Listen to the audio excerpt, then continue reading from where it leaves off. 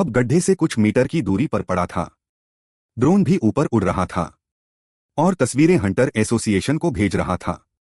Screen पर जिन दाचेंग की हालत देखकर, जिसकी सांसें बहुत धीमी थीं, लीजिया लगभग घबरा गई थीं।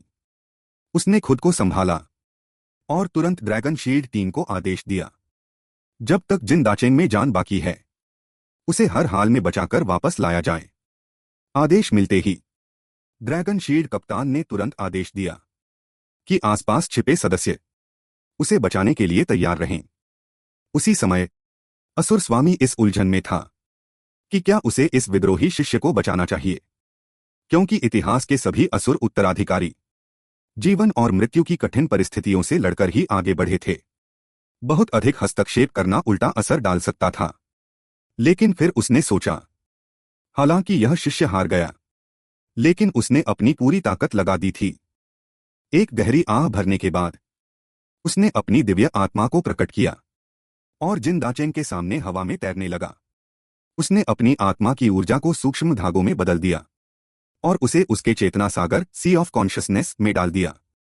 दूसरी ओर ड्रैगन शील्ड कप्तान उसे बचाने का आदेश देने ही वाला था। तभी उसने दूरबीन से देखा कि जिन दाचेंग धीरे धीरे फिर से खड़ा हो रहा है। उसने तुरंत ऑपरेशन रोकने का आदेश दिया और वहीं रुकने को कहा। अब और जोर लगाने की जरूरत नहीं है। यह विदेशी बहुत शक्तिशाली है। मैं तुम्हें यहां से निकालने का रास्ता सोचूंगा। जैसे ही असुर स्वामी की बात खत्म हुई, जिन दाचेंग ने अपने कार्यों से जवाब दिया। उसके पूरे शरीर में ऊर्जा उबलने लगी और एक भंवर वोर्टेक्स बन गया। ऐसा लग रहा था जैसे दुनिया की सारी ऊर्जा उसके अंदर समा रही हो। इस छोटे लड़के ने अपनी नई जागी हुई शक्ति से मेरी चोरी कर ली। ये स्वर्ग और पृथ्वी के आध्यात्मिक शरीर, heaven and earth spirit body वाली चाल है। HPTH लिंग NNGCATRITSDNG चोबी एन दैन ट्रॉम THI ज्ञान NG एंग चियो ने ला चियो TCA लाओ फुवाई लुक ने किम आई थाना टिक TSCM NHS एन सैंग NNGL NG टोन दैन ट्रैनवाई को TTH खोंग फटरा खोंग सी BACTHY VY खोए MING ही NHCH ले ट्रॉन्ग MTYY ची CHINU QUCUNNGLNGTRCNGCLIBC फट अनहसैंग चोई MT गे LPTCB एन रा MTQUCUNNGLNG को ULC MNHHNGPMYLNQUCUNNGLNGVNA किम आई थाना CNGLT टाई के TN TPHPNNGLNG wow long band tie DT खोट नमरा MTTHY है LUNGNNGLNG के HNG के HIPSP वसी HM वाउनहाउ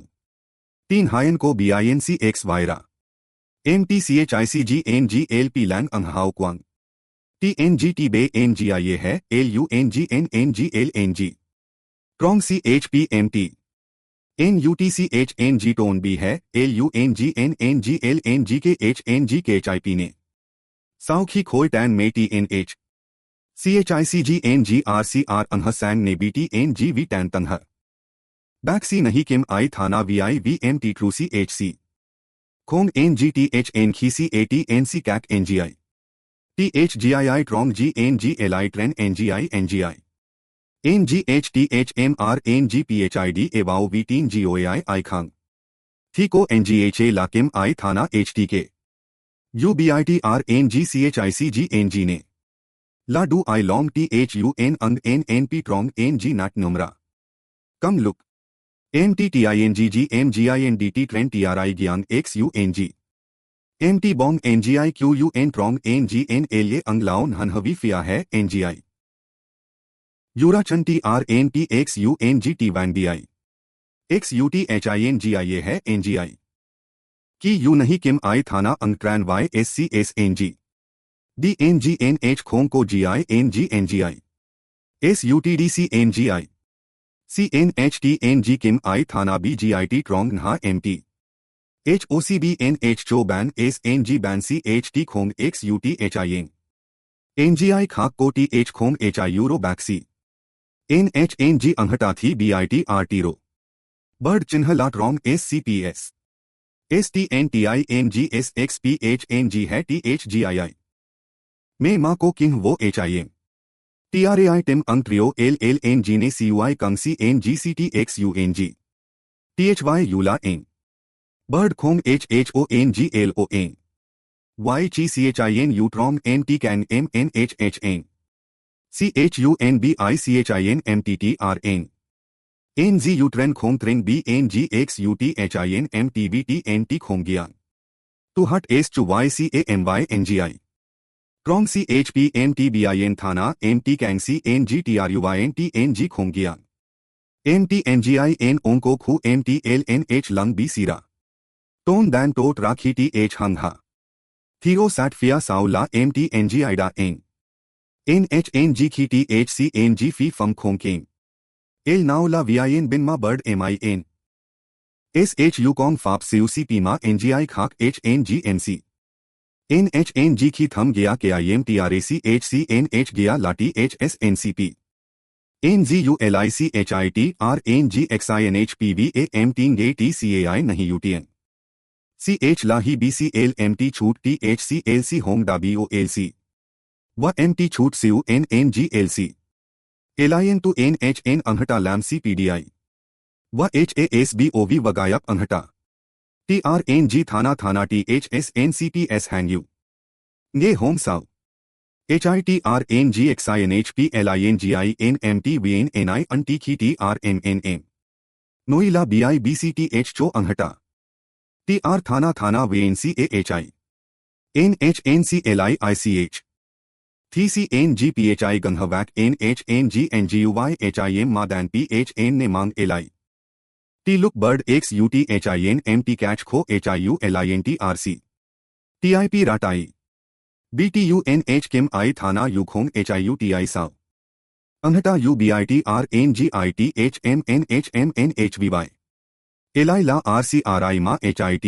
RNG XINHP गेराचो अंगटा CH6 TIHINGHCHIN LCTHSNQUCTMTTUNTRC बर्ड IDIN चो NCC व यूरा IDIN चो NCH TIIHI 6 ट्रैन ग्याह SUT खाम फाबाई CNHTRUYNTNGCIKHNGL CAI नहाउ खोम NGT टिंग THNHNCVILA चिन्ह 6 VYMI को हंग है NGBYRD NG SNHHINTI गे खी है NGIH अंग CHIN UAC LIT यूरा के PTHIN नी BYRD VN खोंग HS है वाउ TTHNH 1 CHI 2 NGUBIN CBT NGX वायरा ट्रेन खोंग ट्रेंग BNGX UTHIN MTBT NT खोंगियान ट्रॉन्ग नहा MTBIN थाना MT कैंग CNGDC HCHUYN खोंगियान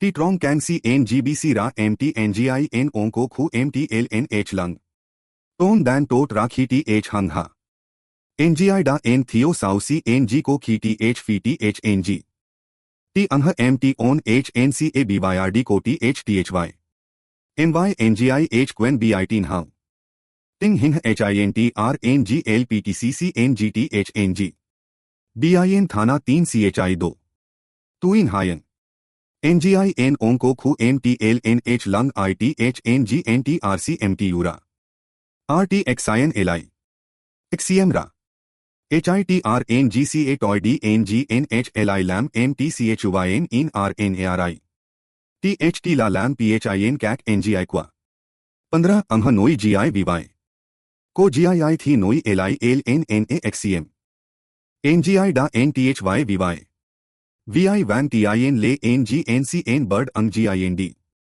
तीखी है NGI ने XUTHIN किम आई थाना CMTHY क्वेन MT लुक ने घे THY CAI 10-15 KHIN अंगटा NH रामिंग TNGTHY NGI N ओंगने ट्रेन TPC THSNCPS XPHNGTH टैम THGII CMNH डैंग लाटी HNKIN 15 NGTHI लाफो HIT RNGCAHI बॉन्ग MCQUC साओ अंगटा LI XUTHINY ट्रॉन्ग के HONH के HC NGTCA किम आई थाना टीन हायन को रट LI दैन PHNCA NGI अंग के CHCHIN VI अंगटा RT को TH चिन्ह लाबर्ट NGI CMNH डैंग ला फाप एस्टिंग खोंग THSNCPSXPHNGTH है THGII HITRNGCAHI बॉन्ग MCBA CNG खोंग ट्रैक किम आई थाना खोंग NH एनरा BI6 BYRD चाबाओ GI XUTHIN ट्रेन TRUYN थॉम DIBT के हिन्ह THC नाव चो नेन RT8 NGI BIT DIN MOCAHN SHIU BITCAMI NGI VHN CHGII HNVIC BIT HN ला MTKCU NGBO LC डंग VLC GII QUYT MITH कम लुक I long THUN अंग NNP बेंसी NH TRUYN 10 TCY VHIP HIT HSN THC LCCAMY NGI नेक्वा NGS NUTHCS खोंग HP मा NH नहाउ HYDIT MTQUC गया NH HIP HIT HSN LPTC हंह NG KHNTR NGTIN हंह STAN व DDI QUY मो LNIVI NGI DAN XUNG क्वोन 15 कैम KT SXIN LIV SVIC ने CPQUC गया व BITH NGMIT NTHT निघे THY LI ने किम आई थाना NIT RN लोई NH खोंग नोई NVICB N Dan B NHMTT RN बोसी NHNGIU KHIN अंहटा PHNNNHT ला एसफा HY 2 TRNCHIN गेरा KHIN NGI Dan XUNG क्वोन CHUT NTHT व THNG टिक कौन को NGOIT RNG अंहटा TNG थियो HC ने GIY थाना NG नैट 6 VY अंहटा NHT NHPHI NH चो बैक्सी TT MI को THXCC NGIN ने साल्ट ने सोचा कि वह बर्ड के साथ एक और बड़ी लड़ाई लड़ेगा, लेकिन तभी 15 अचानक उसके सामने आ गया और झुककर माफी मांगने लगा। उसने फिर से क्षमा याचना की और वादा किया कि वह सभी नुकसान की भरपाई करेगा। जब लगा कि टकराव फिर से बढ़ने वाला है, तब यूला ने समय रहते जिन डैचिंग को रोक लिया। चूंकि 15 ने विनम्रता दिखाई थी और अपनी ईमानदारी साबित की थी, और साथ ही इस घटना को ठीक से संभाला गया था, जिससे आम जनता को कोई नुकसान नहीं हुआ, इसलिए और विवाद करना उचित नहीं था। आखिर भविष्य में उन्हें मिलकर लड़ना था, दूसरी दुनिया के राक्षसों के पृथ्वी पर आक्रमण के खिलाफ। दोनों पक्षों के प्रभाव से दोनों मुख्य पात्र मान गए और मामला फिलहाल शांत हो गया। लड़के, तुम काफी अच्छे हो, अगली बार किसी सुनसान जगह पर मुझसे लड़ना। इससे पहले कि जिन दाचेंग पलटकर कुछ कह पाता, बर्ड एक टूटते तारे की तरह तेजी से वहां से उड़ गया। 15 के चेहरे पर बेबसी थी। वह उनके साथ चलने लगा। क्या पोर्टल से वापस जाना बेहतर नहीं है? फिर उसने बॉस ब्लैक को बुलाया और जुगुक वापस जाने की तैयारी की। बॉस ब्लैक ने बस अपने हाथों से एक इशारा किया और अचानक एक पोर्टल प्रकट हो गया। अंतरिक्ष स्पेस को नियंत्रित करने की इस कला को देखकर जिन दाचेंग पहचान गया कि वह दुनिया में 9वें स्थान पर है, जिसे स्पेस मैजिशियन के रूप में जाना जाता है। देश के लोगों के जाने के साथ ही यह मामला समाप्त हो गया। यूला जिन दाचेंग को चोटों की जांच के लिए अस्पताल ले गई, लेकिन जांच के बाद पता चला कि शरीर में कोई गंभीर समस्या नहीं थी। जब उसे पता चला कि उसने इनर कोर को निगला है, जिसकी वजह से उसमें इतनी अद्भुत रिकवरी शक्ति आई है, तब यूला ने तुरंत जिन दाचेंग से कहा कि वह प्राचीन ड्रैगन गुप्त क्षेत्र एंशिएंट ड्रैगन रियल्म की खोज में शामिल हो। उसने कहा कि वहां बहुत सारे छोटे ड्रैगन हैं और उनके इनर कोर और भी ज्यादा स्वादिष्ट होते हैं। यह सुनकर जिन दाचेंग निशब्द रह गया और उसने केवल हामी भरी। बेवकूफ लड़के, तुम घर जाने के लिए धीरे चलने वाली ट्रेन का इस्तेमाल क्यों कर रहे हो? सीधे डेमन विंड टियानमो झूफेंग तकनीक का उपयोग करो। क्या वह बेहतर नहीं है? लेकिन जिन दाचेंग इस समय दुखी था। वह अपने पड़ोसियों का सामना करने से डर रहा था, क्योंकि उसकी वजह से पूरे इलाके में भारी तबाही हुई थी। शुक्र था कि आज किसी नागरिक की जान नहीं गई। जैसे जैसे वह घर के करीब पहुंच रहा था, उसका मन और भी भारी और घबराया हुआ था। लेकिन तभी उसने देखा कि उसके सामने का इलाका बिल्कुल नया और बदला हुआ दिख रहा था। तभी पीछे से एक सुरीली आवाज ने उसे रोका। वह लीजिया थी। वही जो हंटर एसोसिएशन की मरम्मत टीम का नेतृत्व कर रही थी और इस इलाके को फिर से ठीक करने का काम कर रही थी। अब जिन दाचेंग ने राहत की सांस ली। वह इतना भावुक हो गया कि उसने लीजिया को गले लगा लिया। एक सीधे सादे लड़के का यह व्यवहार वाकई हैरान करने वाला था। ऐसे समय में उसे घर पर एक ड्रिंक के लिए आमंत्रित करना चाहिए था। मैं तो इसे देख ही नहीं पा रहा था। माहौल एक पल के लिए अजीब और रोमांटिक हो गया। तभी इमारतों पर कुछ लोगों ने जिन दाचेंग को पहचान लिया और वे उसे पुकारने लगे। वे उसे अपने घर को बचाने के लिए धन्यवाद दे रहे थे। वह देश की सबसे शक्तिशाली महिला हंटर है, रेड लायन गिल्ड की अध्यक्ष। वह न केवल भयानक ताकत रखती है और एक फिट शरीर, बल्कि उसकी नजर भी बहुत तेज है। जिन दाचेंग, जिसे उसने बड़ी मेहनत से अपनी टीम में शामिल किया था, अब रैंक से बढ़कर एक शक्तिशाली रैंक हंटर बन चुका था। अगली सुबह जिन दाचेंग जल्दी ही रेड लायन गिल्ड के मुख्यालय पहुंचा। तभी पीछे से एक गहरी और भारी आवाज ने उसे रोका। उसने मुड़कर देखा और उसकी उत्तेजना शब्दों में बयां नहीं की जा सकती थी, क्योंकि उसके सामने खड़ा वह सरल दिखने वाला व्यक्ति उसका बचपन का आदर्श आइडल था, जिसे स्टील डेथ गॉड के नाम से जाना जाता है, सोंगगांग। अपनी अटूट शक्ति के दम पर उसने कई खतरनाक स्थितियों से कई लोगों की जान बचाई थी। अब जिन दाचेंग एक बड़ा प्रशंसक बन गया था। वह तुरंत आगे बढ़ा और झुककर हाथ मिलाया। जब सोंगगांग को पता चला कि जिन दाचेंग भी पूर्वज ड्रैगन गुप्त क्षेत्र की खोज में शामिल सदस्य है, तो उसने तुरंत कहा कि वह उसका ख्याल रखेगा। अपने आदर्श के साथ कंधे से कंधा मिलाकर लड़ने का विचार जिन दाचेंग को इस मिशन के लिए बहुत उत्साहित कर गया। तभी उसने देखा कि लिफ्ट का इंतजार कर रहा एक दुबला-पतला आदमी वास्तव में शक्तिशाली स्ट्रॉन्गमैन जू शुजून था। इसलिए वह फिर से दौड़कर आगे गया और बहुत सम्मान के साथ उनका अभिवादन किया। लेकिन जिन दाचेंग के इस व्यवहार से डीमन लॉर्ड काफी नाराज था। बेवकूफ लड़के, तुम हेवनली डेमन गों के उत्तराधिकारी हो। तुम्हें इस तरह दूसरों के सामने झुकने की जरूरत नहीं है। बूढ़े, तुम क्या जानो, वे सब मेरे आदर्श हैं। थोड़ी देर बाद यूला के कार्यालय में यूला मेज पर रखे फोटो फ्रेम को देख रही थी। ऐसा लग रहा था जैसे वह यादों में खो गई हो। तभी जिन दाचेंग के आने से उसका ध्यान टूटा। यूला उसका स्वागत करने के लिए उठी। उसने सुनहरे किनारों वाला एक शानदार कवच पहना था जो उसके शरीर से चिपका हुआ था, जिसने न केवल उसकी शारीरिक बनावट को उभारा, बल्कि उसे और भी साहसी और प्रभावशाली बना दिया। जिन दाचेंग उसे देखता ही रह गया। उसने सोचा, क्या यह एक्सप्लोरेशन टीम की वर्दी है? क्या मुझे भी ऐसा ही एक सेट मिलेगा?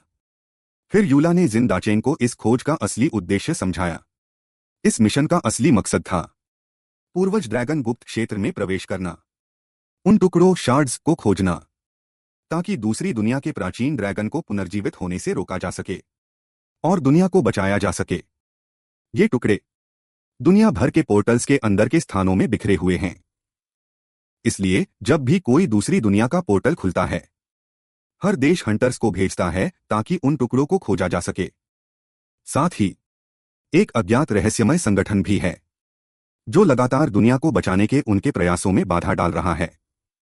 इस बातचीत से इतनी सारी जानकारी मिली कि जिन दाचेंग की रीढ़ में सिहरन दौड़ गई।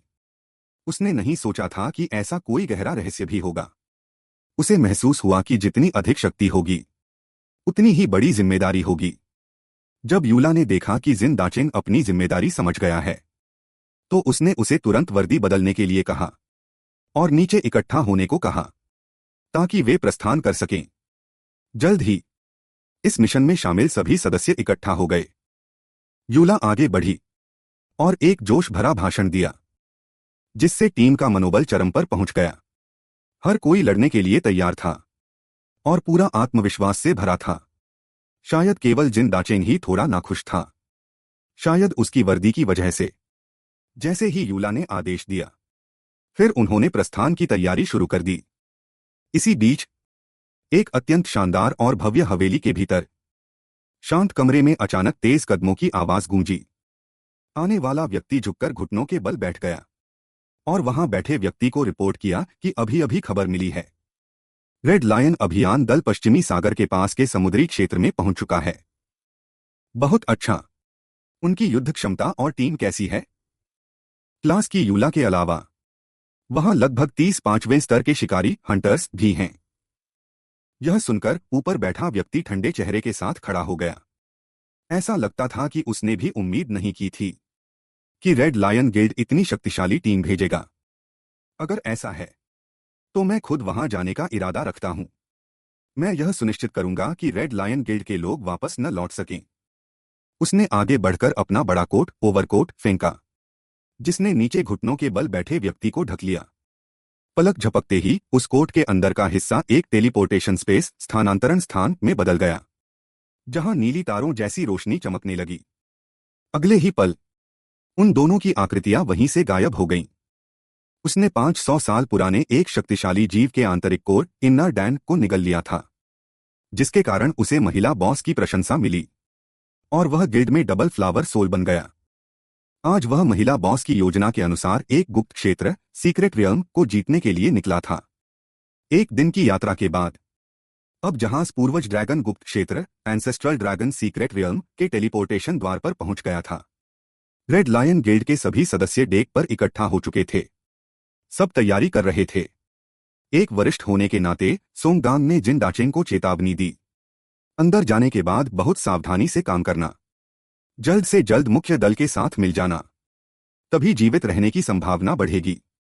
रेड लायन गिल्ड ने पहले भी 2 बार गुप्त क्षेत्र अन्वेषण अभियान आयोजित किए थे। पहला अभियान पूरी तरह विफल रहा था। क्लास शिकारी के अलावा कोई जीवित वापस नहीं आया। बाकी सभी शिकारियों की मौत उस गुप्त क्षेत्र में हुई थी। दूसरी बार वे फ्रैगमेंट्स खोजने में सफल तो रहे, लेकिन वह जीत बहुत भारी पड़ी। इसकी कीमत 20 सदस्यों के जीवन से चुकानी पड़ी। इन शब्दों ने जिन डाचेंग की पीठ पर ठंडे पसीने की लहरें दौड़ा दीं। वह सोचने लगा कि क्या अभी जहाज से कूदकर वापस तैरकर जाना संभव है। जैसे जैसे वे टेलीपोर्टेशन गेट के करीब पहुंचे, मोजुन डीमन वेनरेबल को भी मृत्यु के करीब होने का एहसास होने लगा। यह देखकर कि मोजुन को भी ऐसा महसूस हो रहा है, जिन डाचेंग ने तुरंत अपने मन के डर को हटाया, अपने दिमाग को स्थिर किया और किसी भी समय मौत का सामना करने के लिए तैयार हो गया। तभी यूला ने अचानक अपने शरीर की ऊर्जा को सक्रिय किया और देखते ही देखते भीषण लपटें उसके पूरे शरीर को घेर लिया। उसके एक आदेश के साथ वह सामने के टेलीपोर्टेशन गेट की ओर बढ़ी। बाकी सभी लोग भी उसके पीछे पीछे भागे और बिना पीछे मुड़े गेट के अंदर कूद गए। लेकिन जैसे ही जिन डाचेंग गेट के पार पहुंचा, उसने 100 मीटर की ऊंचाई से तुरंत अपनी तकनीक का उपयोग किया। डेमोनिक विंड चेस तियानमो झूफेंग और हवा की सवारी करते हुए नीचे उतरा। इस समय जो दृश्य उसकी आंखों के सामने था, उसने उसे हैरान कर दिया। उसने एक भीषण लड़ाई के लिए तैयारी की थी, लेकिन उसे क्या पता था कि यहां एक निर्जन और बंजर रेगिस्तान होगा और उसके अलावा वहां कोई और नहीं था। उसने पास में खड़े मोजुन से पूछा कि क्या यह सब एक भ्रम हैल्यूसिनेशन है। मोजुन ने उसकी बात को नकारा। यह स्थान बहुत विशाल है, यह भ्रम नहीं हो सकता। यह स्थान शायद किसी अतिआयामी हाइपरडायमेंशनल स्थानिक तकनीक से बनाया गया है। जब मोजुन जवान थे, तब वे भी एक बार ऐसे ही स्थान में फंस गए थे। उस अनुभव ने उन्हें लगभग मौत के मुंह में धकेल दिया था, इसलिए उन्हें वह यादें आज भी ताजा थीं। अगर ऐसा है तो पहले मुख्य दल से मिलने का रास्ता ढूंढते हैं। जिन डाचेंग की शांति के विपरीत अन्य सदस्य जीवन और मृत्यु के बीच जूझ रहे थे।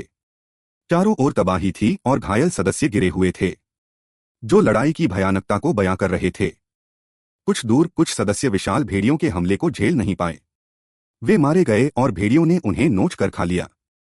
इस समय स्टील डेथ सोंगगांग पूरी तरह थक चुका था, लेकिन फिर भी वह अपनी तलवार लेकर विशाल भेड़ियों से लड़ रहा था। वह गिर नहीं सकता था, क्योंकि उसके पीछे उसके साथियों का एक समूह भी भेड़ियों से अपनी जान की बाजी लगाकर लड़ रहा था। तभी शक्तिशाली जूजुन ने घेरे को तोड़ते हुए हमला किया। उसने अपने दोनों हाथों से विशाल भेड़िए के खूनी जबड़े को पकड़ा और अपनी पूरी ताकत झोंक दी। भेड़िए का निचला जबड़ा जोर से फट गया। फिर वह हवा में घूमा और एक जोरदार प्रहार स्वीप से भेड़िए के राक्षस को तोड़ दिया। जूजुन के आने से भेड़ियों का घेरा तुरंत टूट गया। सोंगगाम ने तुरंत इस मौके का फायदा उठाया। उसने तलवार उठाई और वार किया और विशाल भेड़िए को काट डाला। इससे साथियों को सांस लेने का मौका मिला और उन्होंने तुरंत अपनी विशेष शक्तियों एबिलिटीज का उपयोग किया। बिजली की गति से बिजली की एक लहर प्रकट हुई जिसने तुरंत एक विनाशकारी विद्युत जाल इलेक्ट्रिक नेट बना लिया जिसने भेड़ियों के झुंड को घेर लिया। लेकिन अगले ही पल अचानक घटना घटी। एक विशाल भेड़िए ने पीछे से हमला किया, उसकी गर्दन को काट लिया और उसे दूर फेंक दिया। लेकिन मुसीबतें यहीं खत्म नहीं हुई। जू जुन को भी अचानक हमला हुआ। एक नुकीला सींग उसके शरीर के आर पार निकल गया। यह देखकर कि जू जुन गंभीर रूप से घायल है और चारों तरफ से घिरा हुआ है, सोंगगाम तुरंत उसकी मदद के लिए आगे बढ़ा। तभी एक विशाल काली परछाई जिसने एक बहुत बड़ा पत्थर उठाया हुआ था उसके सिर के ऊपर हवा में कूद गई और पत्थर नीचे गिराने वाली थी। सोंगगाम को अचानक अपनी रीढ़ में एक सिहरन महसूस हुई। वह पीछे मुड़कर देखना चाहता था लेकिन तब तक बहुत देर हो चुकी थी। विशाल पत्थर एक भयानक वेग के साथ उस पर आ गिरा। सोंगगाम ने स्टील डेथ के नाम को सार्थक किया। उसने अपनी पूरी ताकत से उस प्रहार को रोकने की कोशिश की, लेकिन अपनी पूरी शक्ति लगाने के बावजूद वह अपने सिर पर गिरे उस विशाल पत्थर को हटा नहीं सका। तभी दूर से दरांती जैसे हाथों वाले कई 8 पैरों वाले राक्षस 8 लेगेड मॉन्स्टर्स निकले और पलक झपकते ही सोंगगाम के सामने पहुंच गए। तुरंत सोंगगाम का शरीर फटे हुए कपड़े की तरह कई जगहों से छिल गया और उसमें छेद हो गए। जू जुन ने अपने पुराने दोस्त को अपनी आंखों के सामने मरते देखा। वह दुख और क्रोध से भर गया। अपने शरीर के आर पार निकले सींग की परवाह किए बिना उसने जबरन अपनी सारी ऊर्जा बटोरी, अपनी भुजाओं में ताकत भरी और सामने वाले विशाल भेड़िए को जमीन में धंसा दिया।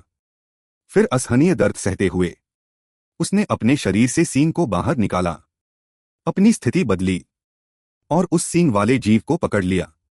शरीर के बल का उपयोग करते हुए वह घूमा, अचानक पलटा और उस एक सींग वाले जीव को अपने नीचे दबा लिया और उसकी गर्दन मरोड़ दी।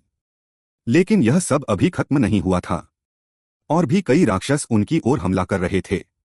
इस समय रेड लायन गिल्ड के अन्वेषण दल के 10 में से एक भी सदस्य नहीं बचा था। लगभग सभी मारे गए या गंभीर रूप से घायल हो चुके थे।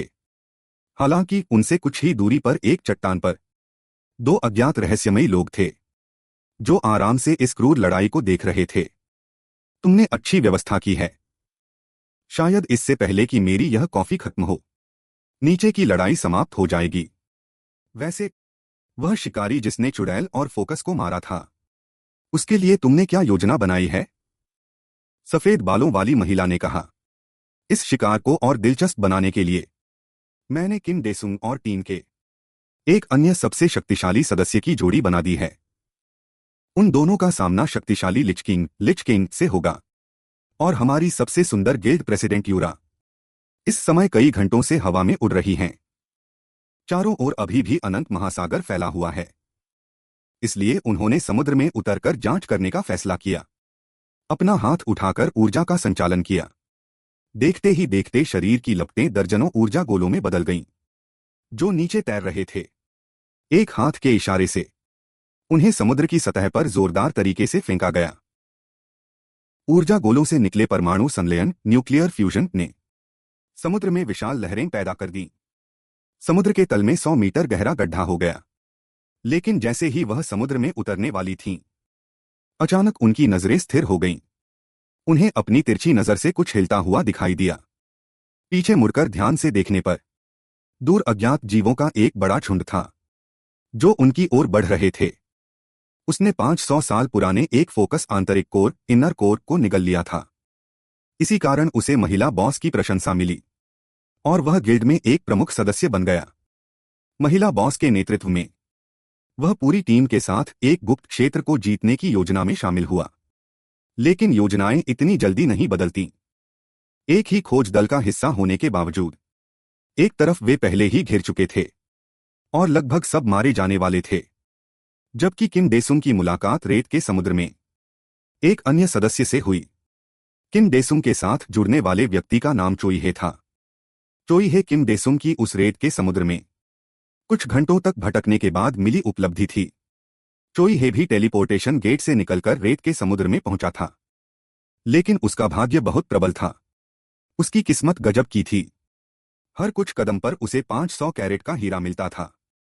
जैसे ही उसने उसे उठाने की कोशिश की, अचानक एक नुकीले दांतों वाली अजीब मछली बाहर निकली। सौभाग्य से वह एक शीर्ष शिकारी था। वह हर बात में सावधानी बरतता था।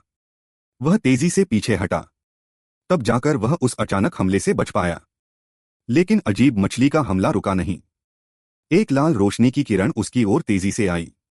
अपनी तीव्र सजगता के कारण उसने अवचेतन रूप से अपना सिर झुकाकर उसे चकमा दिया। फिर उसने तेजी से कदम आगे बढ़ाया, पूरी ताकत से एक जोरदार घूंसा मारा। उस शक्तिशाली प्रहार से मछली का जबड़ा चकनाचूर हो गया और वह जमीन पर जा गिरा। हालांकि मछली की क्षमता भी कम नहीं थी। वह तेजी से वापस पलटकर खड़ा हो गया। इस समय चोई हे जीत हासिल करने के लिए आगे बढ़ना चाहता था। अपनी जीत को पक्का करने के लिए उसने सोचा नहीं था कि मछली ने अपने 4 पंजों से रेत में जोर लगाया और अपनी पूंछ का जहरीला कांटा फेंका, जिसने सीधे चोई हे पर हमला किया। बिजली की तेजी से चोई हे को अपना हमला छोड़ना पड़ा और बचाव के लिए एक ऊर्जा ढाल एनर्जी शील्ड बनानी पड़ी। फिर उसने अपने पैरों से जोर लगाया और पलक झपकते ही वह हवा में उछला, एक घूंसा मारा और सीधे मछली के सिर को चकनाचूर कर दिया। मछली को तुरंत मार गिराया, लेकिन इससे पहले कि वह सांस ले पाता, उसे पैरों के नीचे एक कंपन महसूस हुआ। एक और बड़ी अजीब मछली अपना बड़ा मुंह खोलकर बाहर निकली। इस बदलाव ने चोई हे को अंदर ही अंदर परेशान कर दिया। यह किसने जाल बिछाया है? क्या यह विशेष रूप से मुझे पकड़ने के लिए किया गया है? ज्यादा सोचने का समय नहीं था।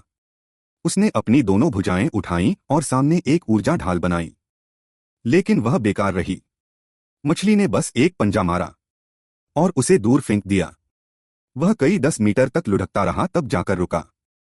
फिर मछली ने अपने चारों अंगों से जोर लगाया और एक छोटे पहाड़ की तरह उसकी ओर झपटा। यह देखकर चोई हे के मन में निराशा छा गई।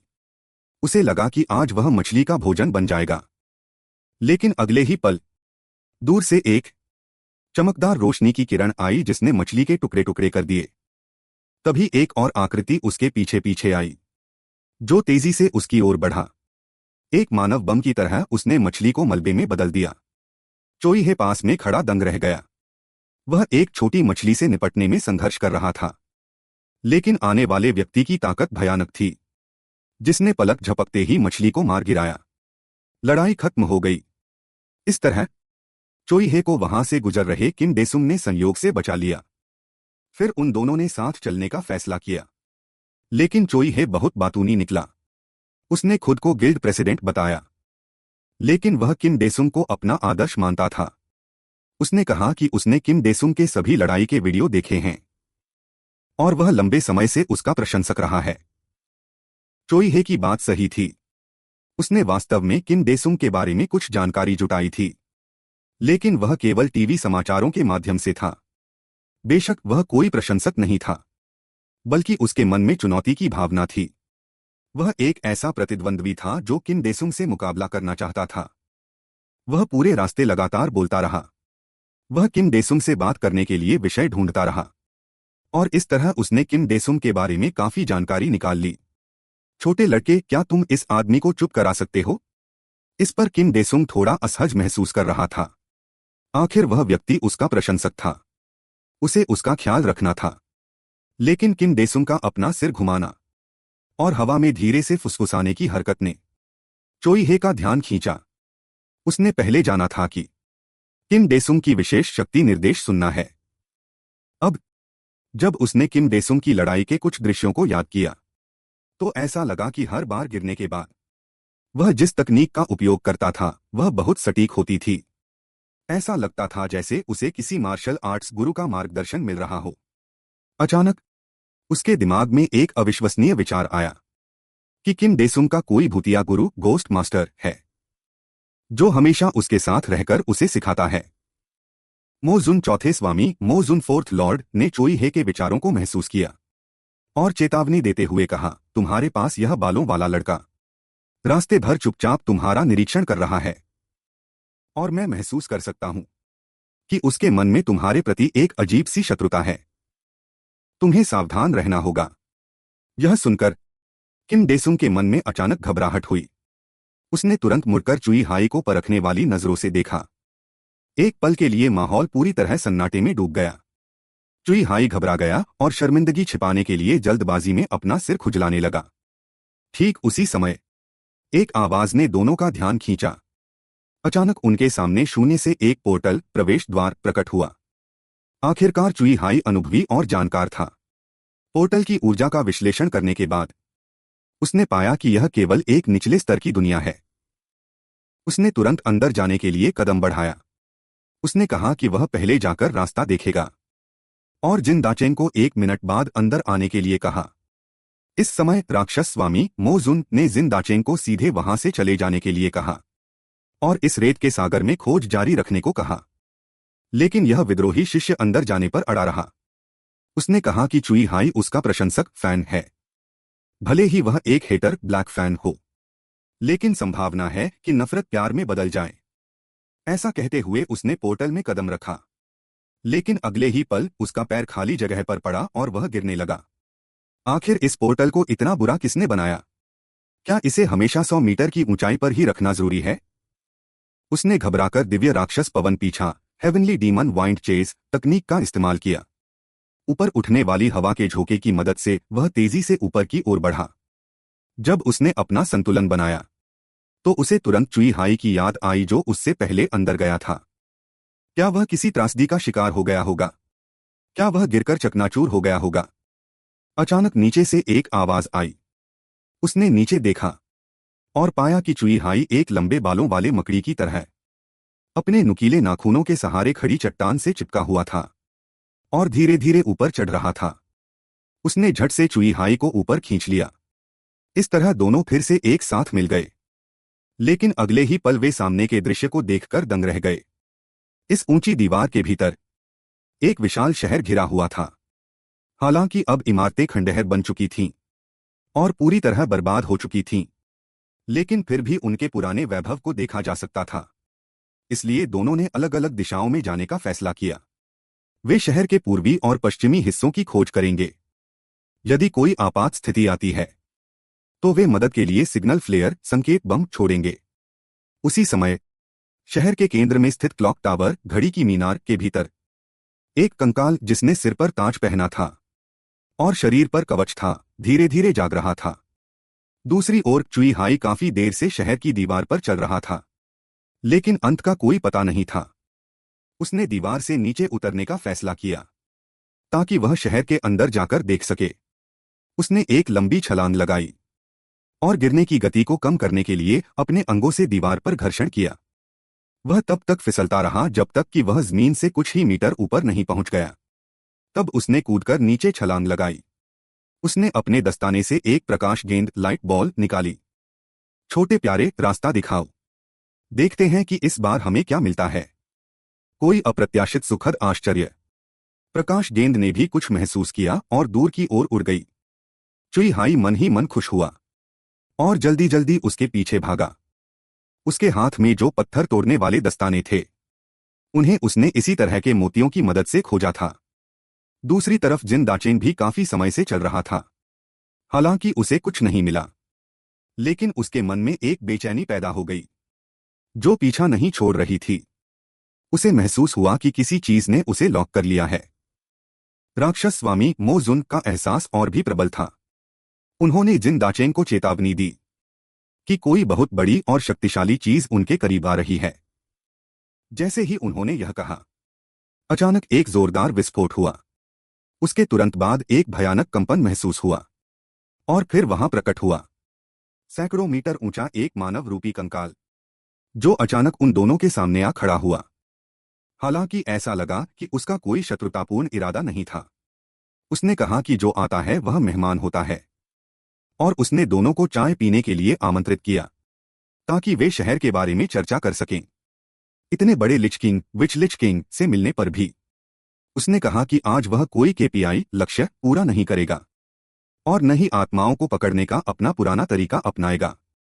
वह बस चाहता था कि दोनों साधारण तरीके से चाय पिएं, ताकि वे दोस्त बन सकें। गुरु और शिष्य दोनों भी थोड़े भोले थे। वे पूरी तरह भ्रमित थे। इसके बाद वे लिच किंग के पुराने महल में पहुंचे। उनके निमंत्रण स्वीकार करने के लिए आभार व्यक्त करते हुए लिच किंग ने अपनी उंगली चटकाई और 2 कुर्सियां प्रकट कीं। जादुई शक्ति की अनुभूति बढ़ाने वाली चाय पेश करने के बाद उसने उन्हें बुलाने का असली मकसद बताया, क्योंकि जिन दाचेंग के पास मौजूद राक्षस स्वामी के रूप को देखकर लिच किंग ने अनुमान लगाया कि जिन दाचेंग एक शक्तिशाली सोल मैजिशियन आत्मा जादूगर होना चाहिए। इसलिए वह चाहता था कि जिन दाचेंग उसे मार दे। इस अजीबोगरीब मांग पर गुरु और शिष्य ने कोई जवाब नहीं दिया। वे बस यह जानने के लिए उत्सुक थे कि लिच किंग ऐसा क्यों करना चाहता है। उनकी नजर में इतना शक्तिशाली लिच किंग अगर मरना चाहता है तो उसके पास निश्चित रूप से कई तरीके होंगे। तब लिच किंग ने अपनी कहानी सुनानी शुरू की। वह कहानी जो उसके साथ घटी थी सैकड़ों साल पहले। वह इस शहर का शासक था। वह अपनी प्रजा के साथ खुशहाल और समृद्ध जीवन जी रहा था। लेकिन एक दिन अचानक कई पोर्टल प्रकट हुए और उनमें से निकला राक्षसों का सैलाब, जिसने इस शहर का कत्लेआम कर दिया। और वह भी विरोध करते हुए राक्षसों द्वारा मार दिया गया। लेकिन फिर एक दिन वह इस कंकाल शरीर के रूप में फिर से जाग उठा। हालांकि उसकी जादुई शक्तियां अभी भी मौजूद थीं और पहले से कहीं अधिक शक्तिशाली हो गई थीं। वह उन हमलावर राक्षसों को मारकर अपनी मृत प्रजा का बदला लेना चाहता था। लेकिन उसने पाया कि वह इस शहर को छोड़कर कहीं नहीं जा सकता, जैसे कि वह किसी रहस्यमय और शक्तिशाली जादुई घेरे अरे में कैद हो गया हो। अचानक उसके हाथ की छड़ी सेप्टर से एक तेज रोशनी निकली। अगले ही पल उसने अपनी छड़ी उठाई और जोर से अपने ही सिर पर दे मारी। पल भर में चारों ओर सन्नाटा छा गया, यह साबित करने के लिए कि जो हुआ वह सच था। केवल जमीन पर बिखरे हड्डियों के टुकड़े और गिरा हुआ ताज बचा था। लेकिन किसने सोचा था कि पलक झपकते ही वे टूटे हुए टुकड़े और ताज फिर से जुड़कर उसके शरीर का हिस्सा बन जाएंगे। वास्तव में वह बहुत बदसूरत था। यह हुनर देखकर वह पूरी तरह हैरान रह गया। क्या तुमने देखा? क्या तुम मेरी मदद कर सकते हो ताकि मुझे इस अनथीन अकेलेपन और दर्द से मुक्ति मिल सके? इस समय चुपचाप देख रहे राक्षस स्वामी मोजुन ने उसकी मदद करने की सहमति दी। लेकिन उनकी एक शर्त थी, वह यह कि लिच किंग पहले उन्हें बताए कि इस दुनिया से बाहर निकलने का रास्ता कहाँ है। लेकिन जिन दाचेंग को लगा कि राक्षस स्वामी शायद बूढ़े होकर पागल हो गए हैं। बाहर जाने के लिए बस उसी पोर्टल से वापस जाना होगा जिससे वे अंदर आए थे। क्या यह काफी नहीं है? मैंने ऐसा मूर्ख शिष्य कहां से पा लिया? उस पोर्टल से वापस जाओगे तो क्या तुम फिर से उसी रेत के सागर में नहीं पहुंच जाओगे? इस निकास एग्जिट के बारे में लिच किंग ने कहा कि वह नहीं जानता। अगर ऐसा कोई रास्ता होता तो वह बहुत पहले ही शहर से बाहर निकल गया होता। लेकिन तभी लिच किंग को याद आया कि एक ऐसी चीज है जो शायद उन दोनों को निकास खोजने में मदद कर सके। ऐसा कहते हुए वह गुरु और शिष्य को वहां ले जाने के लिए उठ खड़ा हुआ। इसी समय चुई है क्यूआई है को भी खजाने की खोज करने वाले मोती ट्रेजर ओर्ब द्वारा एक इमारत के सामने लाया गया। अपनी उत्तेजना को रोक न पाते हुए उसने एक घूंसे से मुख्य द्वार को चकनाचूर कर दिया।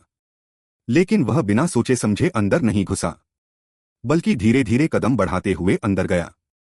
जैसा कि उम्मीद थी, अंदर का माहौल भयानक और रहस्यमयी था, इसलिए उसने अत्यधिक सावधानी बरती। धीरे धीरे वह एक गलियारे से गुजरा जिसके दोनों ओर विशाल पत्थर की मूर्तियां खड़ी थीं। तभी उसे अचानक कुछ ठंडी आवाजें महसूस हुईं। उसने झटके से पीछे मुड़कर देखा और वह डर के मारे लगभग अपनी जान गंवा बैठा, क्योंकि दोनों तरफ की पत्थर की मूर्तियां विशाल राक्षस भेड़ियों डीमन वुल्व्स में बदल गई थीं। दृश्य वापस उन 2 रहस्यमयी लोगों की ओर जाता है जो यह सब साजिश रच रहे थे। मालिक, रेड लायन गिल्ड द्वारा भेजे गए दर्जनों लोग और शिकारी सभी खत्म कर दिए गए हैं। बहुत अच्छे। तो उनके गिल्ड मास्टर वायुला का अब क्या हाल है? इस समय वह समुद्र में अकेले संघर्ष कर रहे हैं। इधर यूला का सामना आसमान को ढक लेने वाली अजीब मछलियों से था, लेकिन वह बिल्कुल नहीं डरा। उसकी आंखों में केवल एक शिकारी की अपने शिकार को पाने की उत्तेजना थी। उसने अपनी पूरी ऊर्जा को केंद्रित किया और उसे फैलाया, जो भीषण आग की लपटों में बदलकर मछलियों के झुंड पर गिरी। तुरंत ही अनगिनत जली हुई मछलियां बारिश की बूंदों की तरह समुद्र में गिरने लगीं। इस तीव्र क्रोध के विस्फोट के बाद यूला शांत हो गया। अब सबसे जरूरी बात यह थी कि जल्द से जल्द निकास का रास्ता ढूंढना होगा, ताकि वह अपने साथियों से मिल सके। लेकिन तभी और भी ज्यादा अजीब मछलियां अपने पंख फड़फड़ाते हुए उसकी ओर तेजी से उड़कर आईं। उसने फिर से अपने शरीर की ऊर्जा को सक्रिय किया और अपना हाथ उठाकर मछलियों के झुंड पर प्रहार किया, जिससे मछलियां आग में भुन गईं। तभी वे अजीब मछलियां, जो पहले बिना दिमाग के हमला कर रही थीं, ऐसा लगा जैसे उन्हें कोई निर्देश मिला हो। उन्होंने एक दूसरे के सिर और पूंछ को पकड़कर एक घेरा बना लिया। पलक झपकते ही अनगिनत मछलियों से बना एक विशाल मछली व्यू अरे यूला की ओर बढ़ने लगा। इस भयानक दृश्य को देखकर यूला की आंखें फटी रह गईं। वह डर और हैरानी से भर गया। आखिर इन मछलियों को कौन नियंत्रित कर रहा है? गहरे समुद्र की उन मछलियों ने ताजा मांस खाने के लालच में पानी की सतह से छलांग लगाई और एक दूसरे से जुड़कर एक घेरा बना लिया, जिससे वे एक विशाल मछली का रूप ले लीं, ताकि वे सामने खड़े इंसान को एक बार में निगल सकें। इतने भयानक दृश्य के बावजूद यूला ने केवल अपनी भौहें सिकोड़ी, क्योंकि उसके लिए इस तरह के छोटे हमले बस आग की लपटों को थोड़ा और बढ़ाने जैसा था। और वैसा ही हुआ। एक ही प्रहार में यूला ने विशाल मछली के शरीर में एक बड़ा गड्ढा कर दिया। फिर उसने वही तरीका दोहराया। कुछ ही सांसों के अंतराल में मछलियों के हमले विफल हुए और यूला ने उन्हें भारी नुकसान पहुंचाया। वापस रेड लायन गिल्ड की ओर, उस घने जंगल में जहां खोज दल पर हमला हुआ था, अचानक एक विशाल राक्षस प्रकट हुआ, जिसके सिर पर एक सींग और पीठ पर दो पंख थे। ऐसा लगता था कि वह यहां की खून की तेज गंध से आकर्षित हुआ था। उसने जमीन से एक लाश उठाई और उसे अपने मुंह में डाल लिया और उसे बड़े बड़े निवाले लेकर चबाने लगा। श्रीमान, क्या आपका वह छोटा पालतू जानवर यह कर पाएगा? वह आलसी जीव दिन भर बस खाने और सोने में लगा रहता है। अब समय आ गया है कि वह थोड़ी कसरत करे। उसे यूला से निपटने के लिए भेज दो। समझ गया, मैं अभी स्पेस को फोल्ड स्पेस करके यूला को यहां खींच लाता हूं। इसी समय यूला के सिर के ऊपर अचानक एक विशाल पोर्टल प्रवेश द्वार दिखाई दिया और उस द्वार के माध्यम से उसने एक अत्यंत शक्तिशाली राक्षस को देखा। हालांकि उसके मन में संदेह था, लेकिन उसके दिल में अपने साथियों को खोजने की तीव्र इच्छा थी। इसलिए वह बिना सोचे समझे सीधे पोर्टल के अंदर कूद गया। वह एक सींग वाला राक्षस था। वहां का आसमान अचानक शीशे की तरह चटकने लगा और अगले ही पल वह धमाके के साथ टूट गया। हजारों वर्ग मीटर समुद्री पानी नीचे गिरने लगा और देखते ही देखते पानी का स्तर कई 10 मीटर ऊपर पहुंच गया। एक सींग वाले राक्षस जैसे शक्तिशाली जीव के लिए भी यह स्थिति थोड़ी घबराहट वाली थी।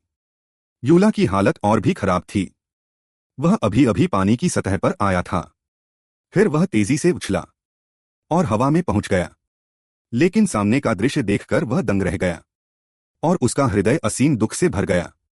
उसे अपनी आंखों के सामने जो कुछ दिख रहा था, उस पर विश्वास नहीं हो रहा था। तभी एक सींग वाले राक्षस ने उसे देख लिया। उसने अपने पंख फड़फड़ाए, पानी से बाहर निकला और यूला के सामने आकर खड़ा हो गया। यह देखकर यूला को लगा कि उसके साथियों की दर्दनाक मौत इसी राक्षस के कारण हुई है। वह क्रोध से पागल हो गया और उसने कसम खाई कि वह इस राक्षस के टुकड़े टुकड़े कर देगा।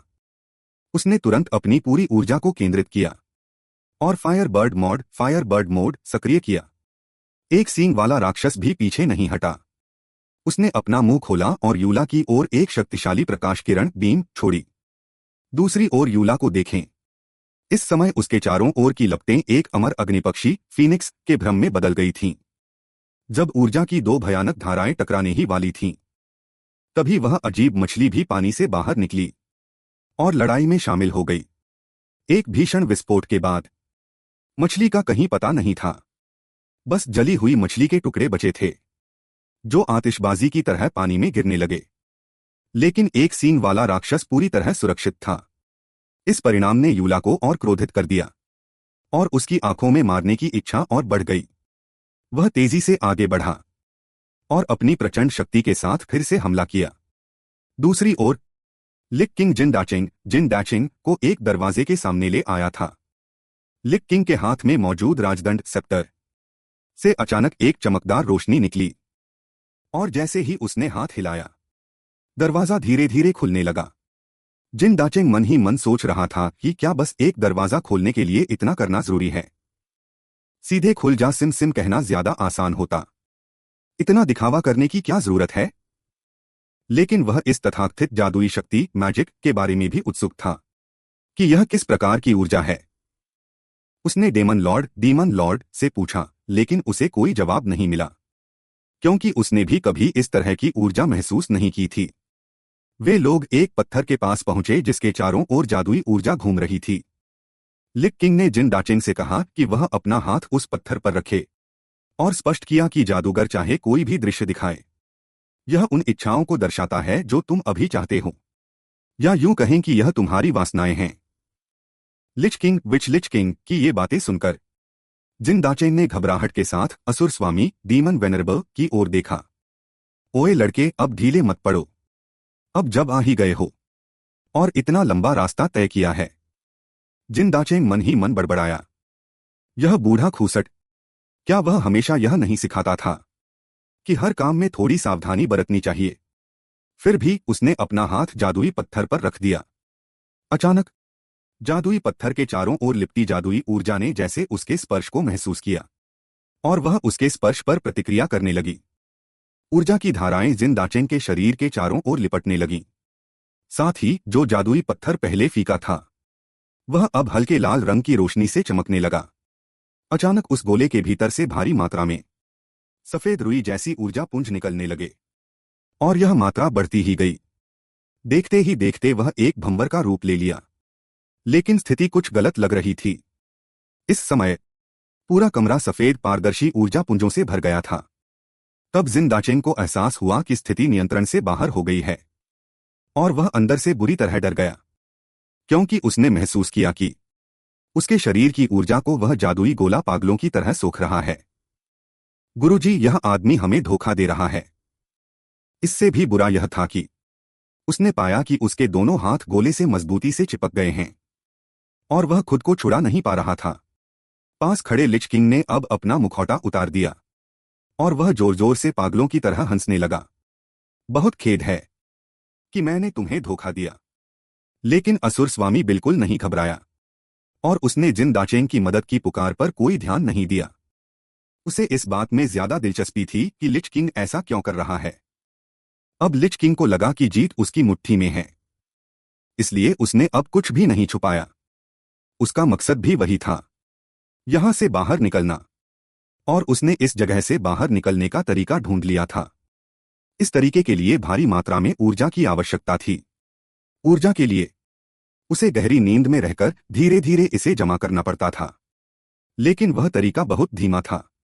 इसलिए जैसे ही जिन दाचेंग ने शहर की दीवार में कदम रखा, उसने उसके भीतर छिपी विशाल ऊर्जा को महसूस कर लिया। इसीलिए उसने उसे यहां आने के लिए लुभाया, ताकि जादुई गोले की शक्ति से जिन दाचेंग को निगल सके। और उस जादुई गोले के भीतर हजारों राक्षसों की आत्माएं थीं और शहर के सभी नागरिकों की आत्माएं भी। वे आत्माएं बाहर निकलकर जिन दाचेंग की पूरी ऊर्जा को सोख लेंगी। जिन दाचेंग अपने दांत भींचकर उस भयानक सोखने वाली शक्ति का पूरी ताकत से विरोध कर रहा था। गुरुजी, जल्दी कुछ सोचिए, मैं अब और बर्दाश्त नहीं कर पा रहा हूं। इस समय असुर स्वामी लिच किंग से पूरी बात जान चुका था। उसके चेहरे पर कठोरता आ गई और उसने ठंडे स्वर में कहा, बेवकूफ लड़के, तूने मेरी नाक कटा दी। शांत होकर सोच, जो तकनीकें मैंने तुझे सिखाई हैं, क्या उनमें ऐसी कोई चाल है जो तुझे इस मुसीबत से बाहर निकाल सके? यह सुनकर जिन दाचेंग भी शांत हो गया। वह पहले इसलिए घबरा गया था क्योंकि उसके हाथ फंसे हुए थे, लेकिन अब उसे समझ आ गया था और उसे पता था कि क्या करना है। उसने तुरंत अपनी पूरी ऊर्जा को दाहिने पैर में केंद्रित किया। उसके दाहिने पैर में शक्ति जमा हो गई और अचानक उसने दिव्य असुर छाया हेवनली डीमन फैंटोम का प्रयोग किया। 5वां स्तर, समस्त जीवों का समर्पण, ऑल बीइंग्स नीड। उस प्रचंड शक्ति के कारण जिस घंटी टॉवर के निचले हिस्से में वे खड़े थे, वहां एक जोरदार विस्फोट हुआ। वह कभी एक निडर जादुई शासक था, जिसने अपने नागरिकों को राक्षसों से बचाने के लिए युद्ध के मैदान में प्राण दे दिए थे। लेकिन मरने के बाद वह एक दुष्ट और शक्तिशाली लिच किंग बन गया। पर अब उसे एक युवक ने जमीन पर पटक कर झुका दिया था। समय कुछ सेकंड पहले पर लौटता है। लिच किंग इस समय पूरी तरह हैरान होगा। उसे समझ नहीं आया कि जिन दाचेंग ने सिर्फ पैर पटका और उसके मन में डर क्यों बैठ गया और उसका शरीर बेकाबू होकर घुटनों के बल गिर गया। उसे इस बात ने और भी ज्यादा चौंका दिया कि जादुई गोला भी धीरे से उसके सामने लौट आया और फिर किसी ने उस पर पैर रख दिया। जब उसने ऊपर देखा तो जिन दाचेंग की आंखों से सुनहरी रोशनी निकल रही थी और उसकी आंखें गुस्से से भरी थीं। उसके मन में भी दुख और क्रोध का मिश्रण था। सैकड़ों वर्षों की उसकी सावधानीपूर्वक बनाई गई योजना विफल हो गई थी। जैसे ही उसने उठने की कोशिश की, जिन दाचेंग पहले ही उसके सामने कूद पड़ा। एक हाथ से उसे नीचे दबाकर रखा ताकि वह उठ न सके और दूसरे हाथ में ऊर्जा जमा की। वह प्रहार के लिए तैयार था। अगले ही पल महान शक्ति प्रहार दाली चेन का एक जोरदार झटका लगा, जो पूरी ताकत से नीचे गिरा। मुकुट के गिरने के साथ ही लिच किंग का पूरा कवच धड़ाम से गिर पड़ा। ऐसा लगा जैसे इस एक प्रहार ने लिच किंग के पूरे शरीर की हड्डियों को चकनाचूर कर दिया हो। बेवकूफ लड़के, वह इतनी आसानी से नहीं मरेगा, जैसा कि असुर स्वामी ने अनुमान लगाया था। तभी कवच के भीतर से एक रहस्यमयी हरी रोशनी निकली और उसके अंदर से अनगिनत अज्ञात मंत्र रून्स बाहर आए। पलक झपकते ही उन्होंने पूरे कवच को घेर लिया और जमीन पर बिखरे हड्डियों के टुकड़े जैसे किसी बुलावे पर आए हों, वे फिर से जुड़ने लगे। वही पुराना करतब। हालांकि उन्होंने यह पहले एक बार देखा था, लेकिन फिर से देखकर भी यह आश्चर्यजनक था।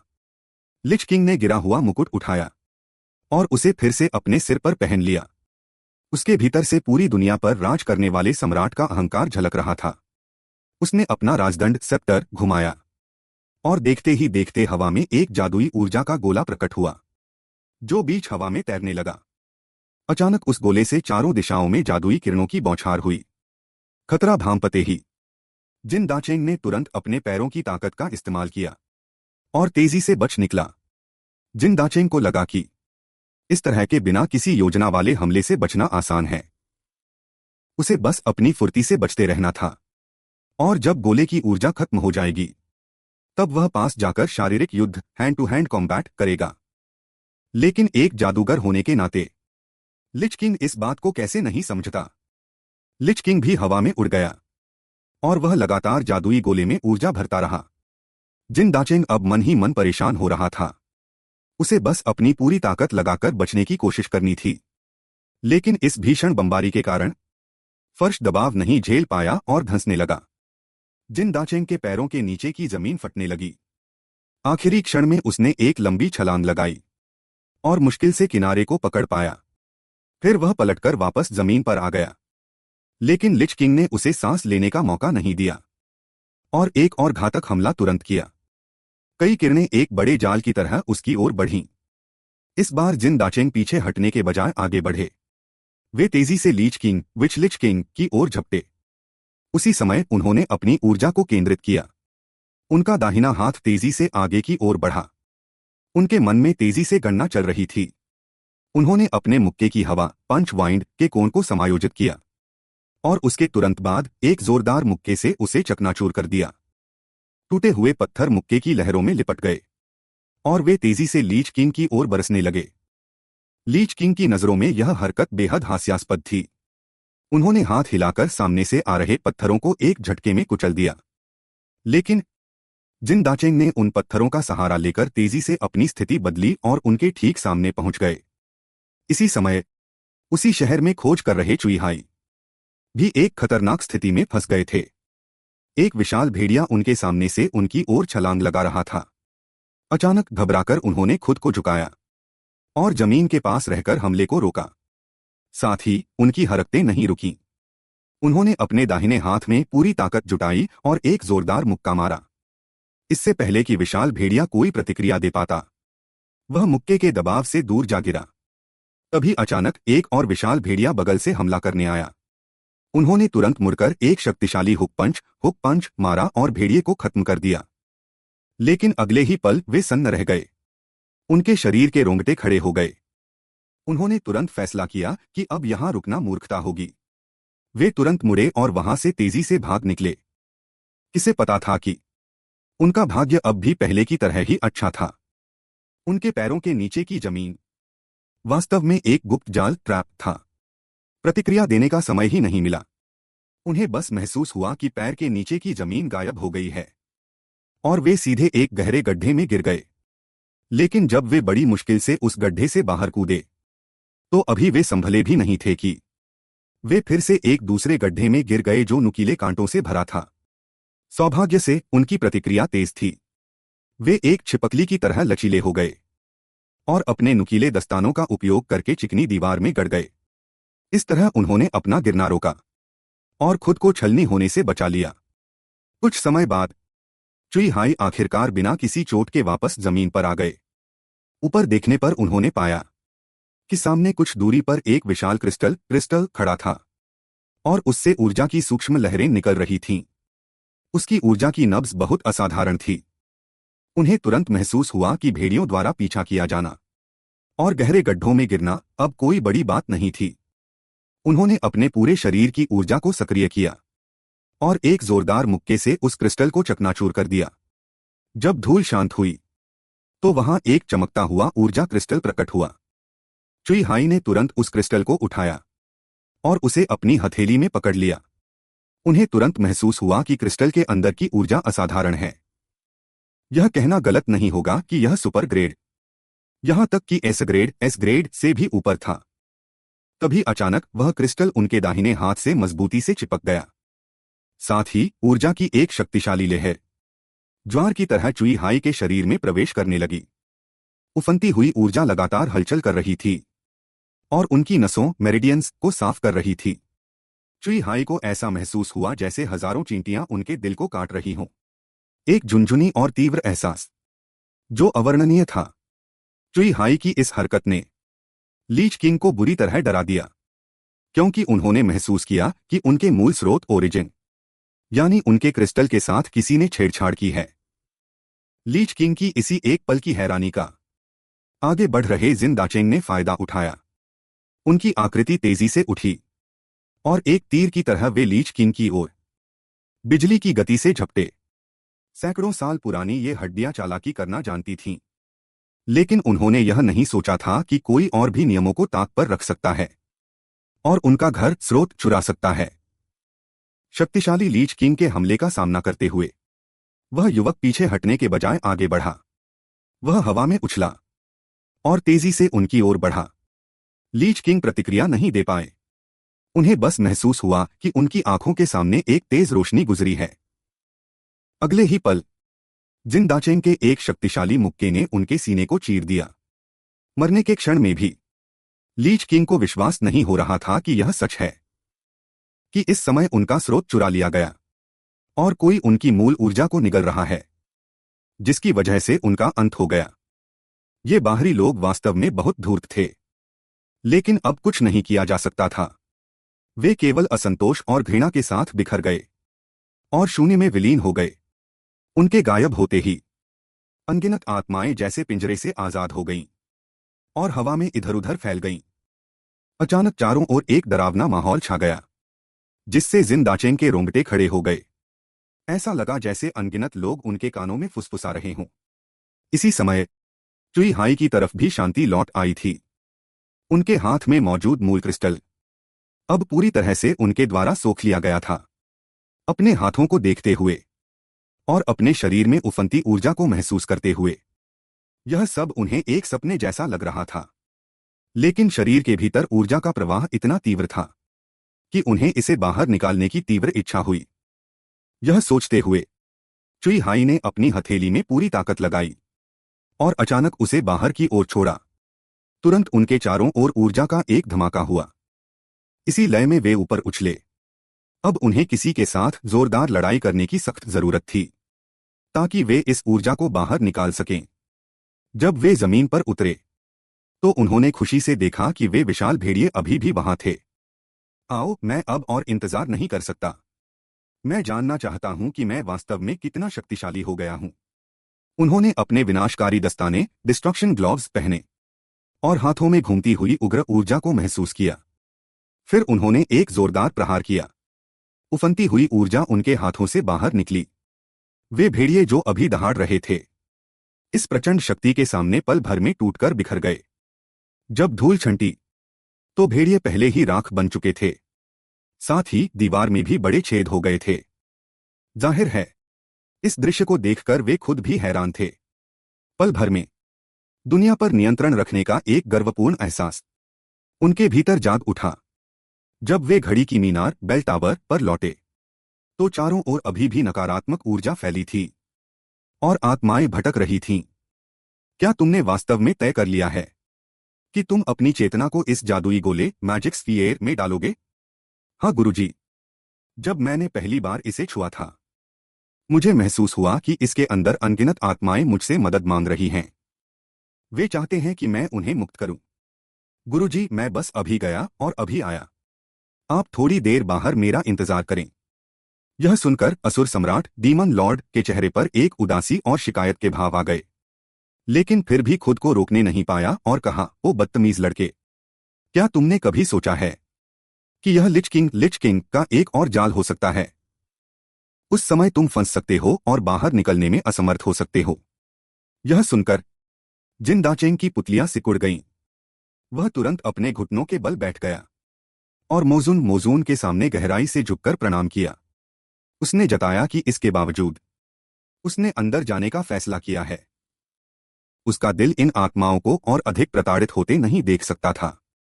इसके बाद उसने अपना हाथ फिर से मैजिक बॉल जादुई गोले की ओर बढ़ाया। अचानक मोजुन ने पीछे से अपना हाथ जिन दाचेंग के कंधे पर रखा। बदतमीज लड़के, तुम्हारी काबिलियत अभी इसके लिए काफी नहीं है। तुम्हारा गुरु सच में निशब्द है कि उसने तुम्हें अपना शिष्य स्वीकार किया। भले ही वह उसे डांट रहा था, लेकिन उसके हाथों की हरकत नहीं रुकी। जैसे ही जिन दाचेंग का हाथ मैजिक बॉल से स्पर्श हुआ, गुरु और शिष्य दोनों ने एक साथ अपनी शक्तियां चलाईं। ऊर्जा गोले के अंदर प्रवेश कर गई। उसी क्षण दोनों की चेतना एक अवर्णनीय चक्कर डिजीनेस के बाद एक विचित्र और रंगीन दुनिया में प्रवेश कर गई। अचानक जिन दाचेंग की चेतना सामने की रोशनी की ओर आकर्षित हुई। जब वह उस रोशनी से गुजरा, तब एक आवाज गूंजी, मैं तुम्हारा लंबे समय से इंतजार कर रहा था। जिन दाचेंग, तुमने बहुत अच्छा काम किया है।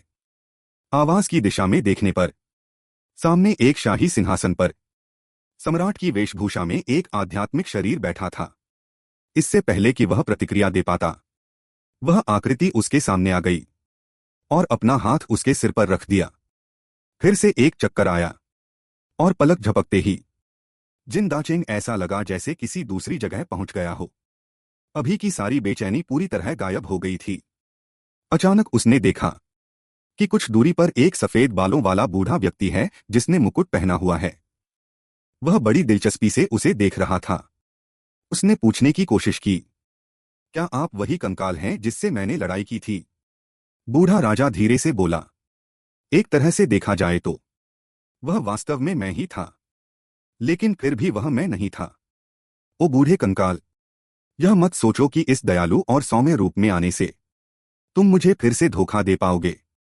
यह सुनकर बूढ़ा राजा अपनी हंसी नहीं रोक पाया। सच कहूं तो तुम वास्तव में एक मूर्ख हो कि उसके झांसे में इतनी बुरी तरह आ गए। ऐसा कहते हुए उसने जिन दाचेंग को शांत होने के लिए कहा और अपनी एक कहानी सुनाने लगा। यह जगह कभी ऐसी थी जहां लोग शांति और खुशी से रहते थे। यह एक पवित्र और समृद्ध भूमि थी। लेकिन एक दिन शहर के आसमान में अचानक एक विशाल पोर्टल प्रवेश द्वार खुला। उस द्वार से अनगिनत क्रूर राक्षस निकले और शहर के निवासियों का निर्दयतापूर्वक कत्लेआम शुरू कर दिया। संकट की इस घड़ी में शक्तिशाली जादुई शक्तियों वाले राजा ने जादू का प्रयोग किया, राक्षसों की भीड़ को पीछे धकेल दिया और अपनी प्रजा को विनाश से बचाने में सफल रहे। हालांकि पोर्टल की संख्या बढ़ती गई और निकलने वाले राक्षस और भी शक्तिशाली होते गए। भले ही राजा की जादुई शक्ति महान थी, लेकिन वह भी अत्यधिक थकान महसूस करने लगे और धीरे धीरे वे लाचार होने लगे। तब राजा को एहसास हुआ कि जिस दिन वह युद्ध में मारे जाएंगे उनकी प्रजा उस समय भी राक्षसों द्वारा पूरी तरह खत्म कर दी जाएगी, क्योंकि उनके अलावा कोई भी राक्षसों के हमले को रोकने में सक्षम नहीं था। लंबे समय तक सोचने के बाद भी उन्हें कोई ऐसा समाधान नहीं मिला जो सबके लिए सही हो। इसके बजाय उनकी आंतरिक चेतना में एक अन्य दुष्ट आत्मा व्यक्तित्व का जन्म हो गया। एक युद्ध के बाद जब मुख्य आत्मा कमजोर थी, उस दुष्ट व्यक्तित्व ने शरीर पर कब्जा कर लिया। उस दुष्ट व्यक्तित्व ने तुरंत प्राचीन जादू का प्रयोग किया, एक वर्जित आत्मा बुलाने वाली कला, फोरबिडन सोल समनिंग स्पेल।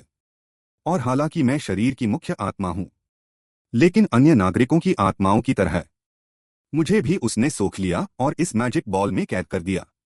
यहां पहुंचकर मैंने खुद को फिर से संभाला और जादू से एक दुनिया बनाई, लेकिन बची हुई जादुई शक्ति सीमित थी, इसलिए मैं केवल कुछ ही नागरिकों की आत्माओं को बचा सका। हालांकि वे हर दिन एक ही जैसा जीवन जी रहे हैं, लेकिन उन्हें कोई कष्ट नहीं है। हम बूढ़ा राजा अब जिन दाचेंग को ऊपर से नीचे तक गौर से देखने लगा। तुम्हारे भीतर यह सुनने की क्षमता, लिसनिंग एबिलिटी वाली शक्ति वाकई बहुत अनोखी है। यह सुनकर जिन दाचेंग हैरान रह गया। आपको मेरी शक्ति के बारे में कैसे पता? यह कहते हुए उसने अवचेतन रूप से पीछे मुड़कर देखा और मोजुन से इस बारे में पूछने की कोशिश की, लेकिन उसे वहां मोजुन की कोई झलक नहीं दिखी। उसे मत खोजो, मैंने उसे अंदर नहीं बुलाया है। जिन दाचेंग ने मन ही मन सोचा, यह बुरा हुआ मोजुन मेरे पास नहीं है और यह बूढ़ा राजा इतना शक्तिशाली है, शायद मैं अकेले इसे संभाल न पाऊं। ठीक है, अब हमें कुछ काम करना है और हमारे पास समय बहुत कम है, क्योंकि उस समय दुष्ट व्यक्तित्व ने अमर होने के लिए जीवन के स्रोत, सोर्स ऑफ लाइफ, को 2 हिस्सों में बांट दिया था। एक हिस्सा मैजिक बॉल में और दूसरा मूल क्रिस्टल, ओरिजिन क्रिस्टल, में छिपाया। लेकिन अब वह तुम और एक अन्य इंसान के साथ जुड़ गया है। वह व्यक्ति तुम्हें खोजने आ रहा है। वह तुम्हें मार डालेगा। वह अब वह इंसान नहीं रहा जिसे तुम जानते थे। यह सुनते ही जिन दाचेंग को तुरंत समझ आ गया। तो लिच किंग को इतनी आसानी से मारना कोई है क्यों है की वजह से संभव हुआ, क्योंकि उसने लिच किंग के मूल क्रिस्टल को सोख लिया था। और बूढ़े राजा की बातों से लग रहा है कि कोई है के साथ कुछ समस्या हो गई है और अब वह मुझे मारने आ रहा है। यहां तक पहुंचकर जिन दाचेंग ने स्पष्टता दिखाई और तुरंत पालथी मारकर बैठ गया। तो फिर जल्दी कीजिए, मुझे सिखाइए कि मुझे क्या करना है। क्या आप विश्वास करेंगे कि सामने खड़ा युवक अभी एक साधारण व्यक्ति मगल था, लेकिन केवल 1 मिनट बाद वह प्रकृति की आदिम ऊर्जा, प्रिमिटिव एनर्जी, को संचालित करने लगा। उसे अपने शरीर में लाकर जादुई शक्ति के रूप में सोखने लगा। इस बदलाव ने पास खड़े बूढ़े राजा को दंग कर दिया, क्योंकि उसने अभी केवल ऊर्जा को महसूस करने और जादुई शक्ति को निर्देशित करने का तरीका बताया था। यहां तक कि उसके जैसी अत्यधिक जादुई प्रतिभा वाले व्यक्ति को भी शुरुआत में पूरे 3 घंटे लगे थे। तब जाकर उसने जादुई शक्ति की पहली बूंद सोखी थी। जब बूढ़ा राजा स्तब्ध था, तब आसपास के वातावरण की आदिम ऊर्जा बारिश की बूंदों की तरह जिन दाचेंग के शरीर के चारों ओर जमा हो गई और छोटे सितारों की चमक बनकर उसके शरीर में प्रवेश करने लगी। इस समय जिंदा चेंग का मन पूरी तरह शांत था। वह पूरी एकाग्रता से अपने चारों ओर जमा हो रही ऊर्जा को महसूस कर रहा था। हालांकि यह पहली बार था जब उसने जादुई शक्ति को अवशोषित किया, लेकिन उसे तुरंत अंतर का पता चल गया। मोजुन द्वारा सिखाया गया ऊर्जा का रूप यह था कि क्यूआई प्रकृति की शुद्धिकरण ऊर्जा है, जबकि जादुई शक्ति पूरी तरह से प्राकृतिक आदिम ऊर्जा है। तभी वृद्ध राजा की आवाज गूंजी, अब जब तुम जादुई शक्ति को महसूस कर सकते हो, तो अगला काम बहुत खतरनाक होने वाला है। जादुई शक्ति के माध्यम से गोले के भीतर की हर आत्मा को नियंत्रित करो। उस समय तुम उनके आक्रोश और दुख को स्वयं महसूस करोगे। इसलिए यह सुनिश्चित करो कि तुम्हारा मन और आत्मा एक हो। आक्रोश से टूटने मत देना और अपनी चेतना मत खोना। तुम्हें बस जादुई शक्ति का उपयोग करके उस आक्रोश को शुद्ध करना है। समय बीतने के साथ अनगिनत शुद्ध आत्माएं धुंधले रेशों में बदल गईं और धीरे धीरे जिन दाचेंग के सिर के ऊपर प्रकाश स्रोत में एकत्रित होने लगीं। अचानक उसके पीछे एक आकृति दिखाई दी। जिन दाचेंग, तुमने मुझे वाकई बहुत चक्कर लगवा दिए। लेकिन जिन दाचेंग की चेतना जादुई गोले के भीतर शुद्धिकरण कर रही थी। आत्माएं बाहरी दुनिया की घटनाओं से अनजान थीं। बहुत अच्छा, चूंकि तुम सो रहे हो तो अब मर जाओ और कभी मत जागना। यह कहते हुए उसके दाहिने हाथ में एक विशाल ऊर्जा गोला बन गया। इसी समय वृद्ध राजा द्वारा निर्मित जादुई दुनिया के भीतर जिन दाचेंग के चारों ओर जादुई शक्ति की लहरें उठने लगीं, जो जादुई दुनिया की आत्माओं को लगातार धो रही थीं। समय के साथ जादुई कंपन और भी सघन और शक्तिशाली होता गया। अचानक एक तीखी आवाज आई। ऐसा लगा जैसे जादुई दुनिया की अंतरिक्ष दीवार टूट गई हो। उसी समय इस अचानक बदलाव ने जादुई गोले के भीतर रास्ता न खोज पाने वाले मोजुन को बुरी तरह डरा दिया। उसने मन में सोचा कि यह विद्रोही शिष्य वाकई चैन से नहीं रहने देता। मैं अभी थोड़ी देर पहले ही गया था और उसने फिर से मुसीबत खड़ी कर दी। लेकिन अगले ही पल उसके पीछे से एक आवाज आई। तुम्हारा शिष्य बहुत अच्छा है। वह एक अभूतपूर्व प्रतिभाशाली व्यक्ति है। इस आवाज ने मोजुन के होश उड़ा दिए। आने वाला व्यक्ति एक भूत की तरह उसके पीछे प्रकट हुआ था। भयानक बात यह थी कि उसे बिल्कुल भी पता नहीं चला। वह धीरे से मुड़ा और सामने वाले व्यक्ति को सतर्कता से देखा। उसने धीरे से कहा, तो तुम वही कंकाल हो? वृद्ध राजा ने मोजुन की बात का जवाब नहीं दिया, बल्कि उसके चेहरे पर मुक्ति और संतोष के भाव थे। उसने कहा, तुम्हारे शिष्य ने अभी एक महान उपलब्धि हासिल की है, मेरी और मेरी प्रजा की ओर से। उसने हमारे लिए जो कुछ भी किया उसके लिए उसे धन्यवाद देना। इतना कहकर उसका शरीर चिंगारियों में बदल गया और इस जादुई दुनिया से गायब हो गया। इसी समय कुई हाई ने अपना हाथ उठाया और ऊर्जा गोले को अनभिज्ञ जिन दाचेंग की ओर फेंका। हालांकि जिन दाचेंग के सामने मौजूद जादुई गोला उसी समय अचानक चटकने लगा और अगले ही पल वह जोरदार धमाके के साथ टूट गया। बिजली की गति से जिन दाचेंग की चेतना उसके शरीर में वापस आ गई। उसे खतरे का एहसास हुआ। उसने मुड़कर देखा। इतना भयानक हमला। जिन दाचेंग की चेतना के समय पर वापस आने के कारण बाल बाल बच गया। सामने खड़े कुई हाई को देखकर उसने मन में सोचा, यह आदमी वाकई वैसा ही है जैसा वृद्ध राजा ने कहा था। यह मुझे मारकर जादुई गोला छीनने आया है और जादुई गोले के मूल स्रोत को भी निगलना चाहता है। माफ करना, तुम्हारी नींद में खलल डाला। बस यूं ही यहां से गुजर रहा था। लगा कि बहुत बोरियत हो रही है, इसलिए सोचा कि तुम्हें मार डालूं। यह कहकर उसने लड़ने की मुद्रा बनाई और अभी अभी बने ऊर्जा गोले को फेंकने की तैयारी की। लेकिन कुई हाई को अचानक धुंधला दिखा और उसके पेट पर एक जोरदार प्रहार हुआ। वह दंग रह गया। यह कैसी गति है? मैं अभी उसकी हरकत देख तक नहीं पाया। इससे पहले कि वह कुछ सोच पाता, वह मुक्के की हवा के साथ जमीन से ऊपर उठ गया और सीधे पीछे की फर्श को तोड़ते हुए बाहर जा गिरा।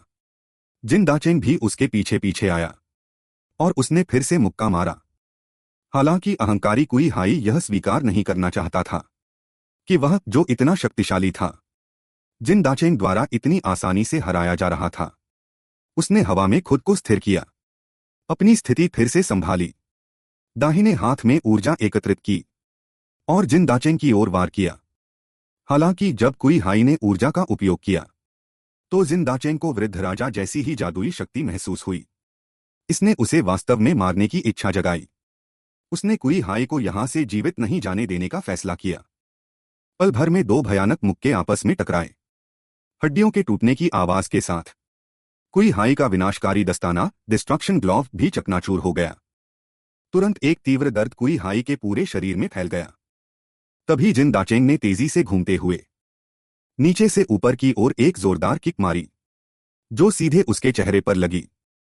कुई हाई ने दर्द को सहते हुए अपने बड़े हाथ से रोकने की कोशिश की, लेकिन जबरदस्त ताकत ने कुई हाई के हाथ के तोप हैंड कैनन को उड़ा दिया। फिर से एक तीव्र दर्द उसके पूरे शरीर में फैल गया। लेकिन इससे पहले कि कुई हाई संभल पाता, उसके चेहरे पर एक और जोरदार प्रहार हुआ। वह एक तीर की तरह उड़ गया और जोर से शहर की दीवार से जा टकराया। जब धूल शांत हुई तो देखा गया कि कुई हाई दीवार के अंदर गहराई तक धंस गया था। उसका आधा शरीर विशाल पत्थरों के नीचे दबा था। वह कुछ समय तक बाहर नहीं निकल पाया। वह बहुत असहाय दिख रहा था। ऐसी कठिन स्थिति ने उसके भीतर की क्रूरता को जगा दिया। दर्द को भूलकर उसने पूरी ताकत से अपना हाथ बाहर निकाला। गुस्से में उसने अपनी जांघ को दबाए पत्थरों पर पागलों की तरह मुक्के बरसाए। लेकिन जिन दाचेन इस सुनहरे मौके को कैसे छोड़ सकता था।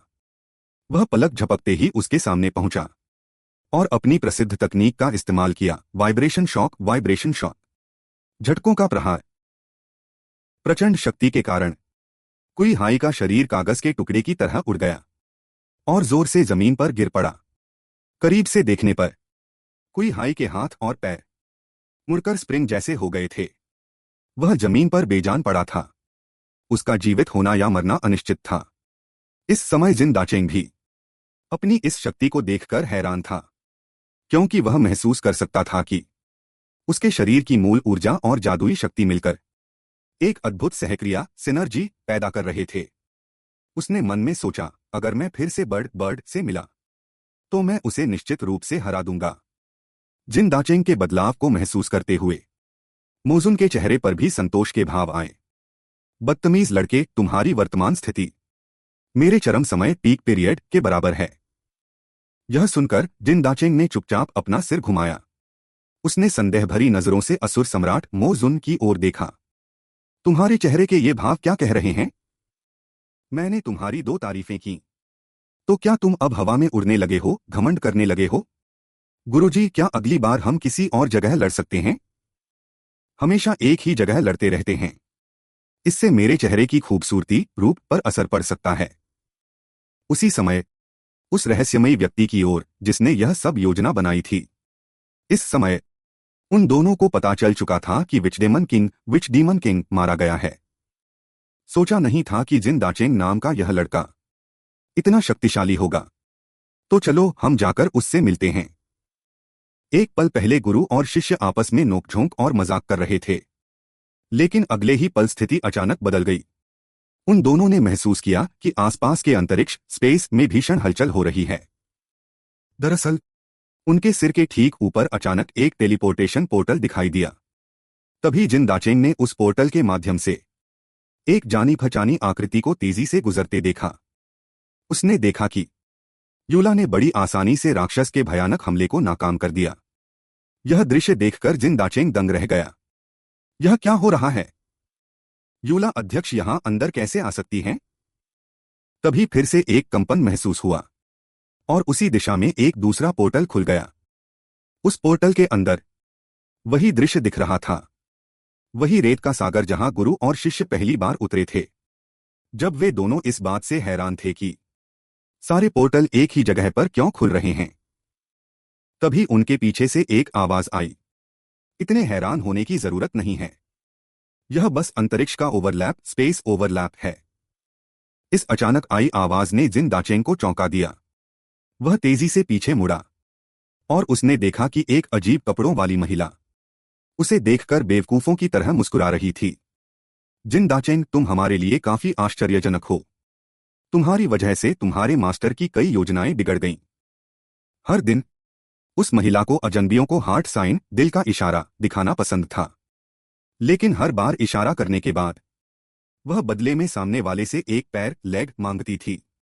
आज वह फिर किसी अजनबी को हार्ट साइन दिखा रही थी। अचानक जमीन से 4 हड्डी के कांटे बिना किसी चेतावनी के बाहर निकले।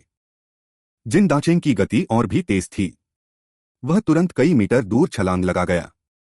यह देखकर उस युवती के माथे पर पसीना आ गया। मुख्यालय के वे डेटा इकट्ठा करने वाले बेकार लोग। क्या यह एक रेजी हंटर की गति हो सकती है? पास खड़े असुर सम्राट मोजुन के चेहरे पर एक हल्की मुस्कान आ गई। जाहिर है जिन दाचेंग की गति ने उसे काफी संतुष्ट किया था। कहीं उसने जादुई शक्ति मना को अपनी QI में मिलाना सीख तो नहीं लिया, जैसा कि असुर सम्राट ने सोचा था।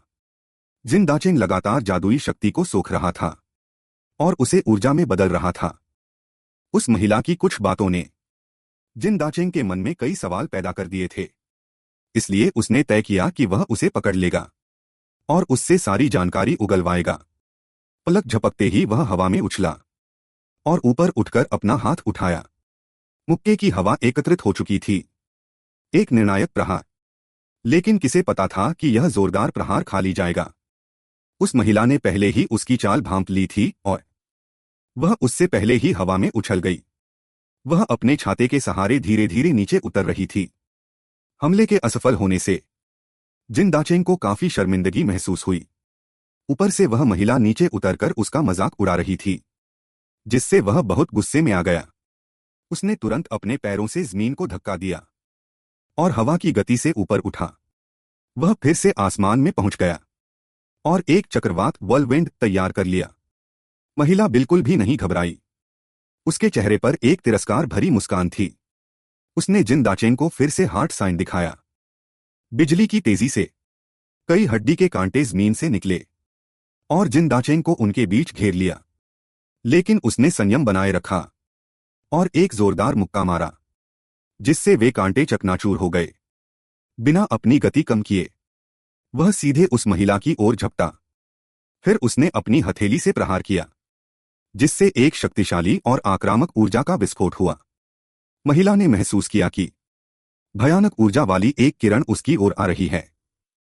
उसने घबराकर अपना छाता खोल लिया ताकि वह खुद को बचा सके। हालांकि छाते ने ज्यादातर ऊर्जा को रोक लिया, लेकिन धमाके की लहर ने उसे हवा में उड़ा दिया। ठीक उसी समय एक आकृति उसके पीछे प्रकट हुई, जिसने उसका संतुलन संभाला और उसे गिरने से बचाया। यह देखकर कि आने वाला व्यक्ति उसका मालिक है, वह लाड़ करते हुए शिकायत करने लगी कि जिन दाचेंग बहुत क्रूर है। वह कितना हिंसक है। आने वाला व्यक्ति वही रहस्यमयी व्यक्ति था जिसने यह सब प्लान किया था। निमू निम्मू जिन दाचेंग, तुम बहुत अच्छे हो। तुमने वास्तव में उस विचडेमन किंग को हरा दिया जिसे मैंने खास तुम्हारे लिए तैयार किया था। यह कहते ही वह तेजी से जिन दाचेंग के करीब पहुंचा और अपनी कोहनी से हमला किया। उसकी गति इतनी तेज थी कि जिन दाचेंग को बचने का मौका ही नहीं मिला। वह केवल अपने हाथों से रोकने की कोशिश कर सका, लेकिन प्रहार इतना शक्तिशाली था कि वह खुद को रोक नहीं पाया और कई मीटर पीछे जा गिरा। अचानक उस महिला ने मौके का फायदा उठाया और जिन दाचेंग को फिर से एक हार्ट साइन दिखाया। तुरंत पीछे से कई हड्डी के कांटे निकले, जिससे उसकी गति रुक गई। अगले ही पल जिन दाचेंग लहूलुहान हो गया और दर्द के मारे उसकी चीख निकल गई। इसी बीच यूला और राक्षस की लड़ाई बराबरी पर चल रही थी। दोनों काफी समय से लड़ रहे थे, लेकिन कोई भी जीत नहीं पा रहा था। तभी अचानक राक्षस ने आसमान की ओर देखकर दहाड़ लगाई।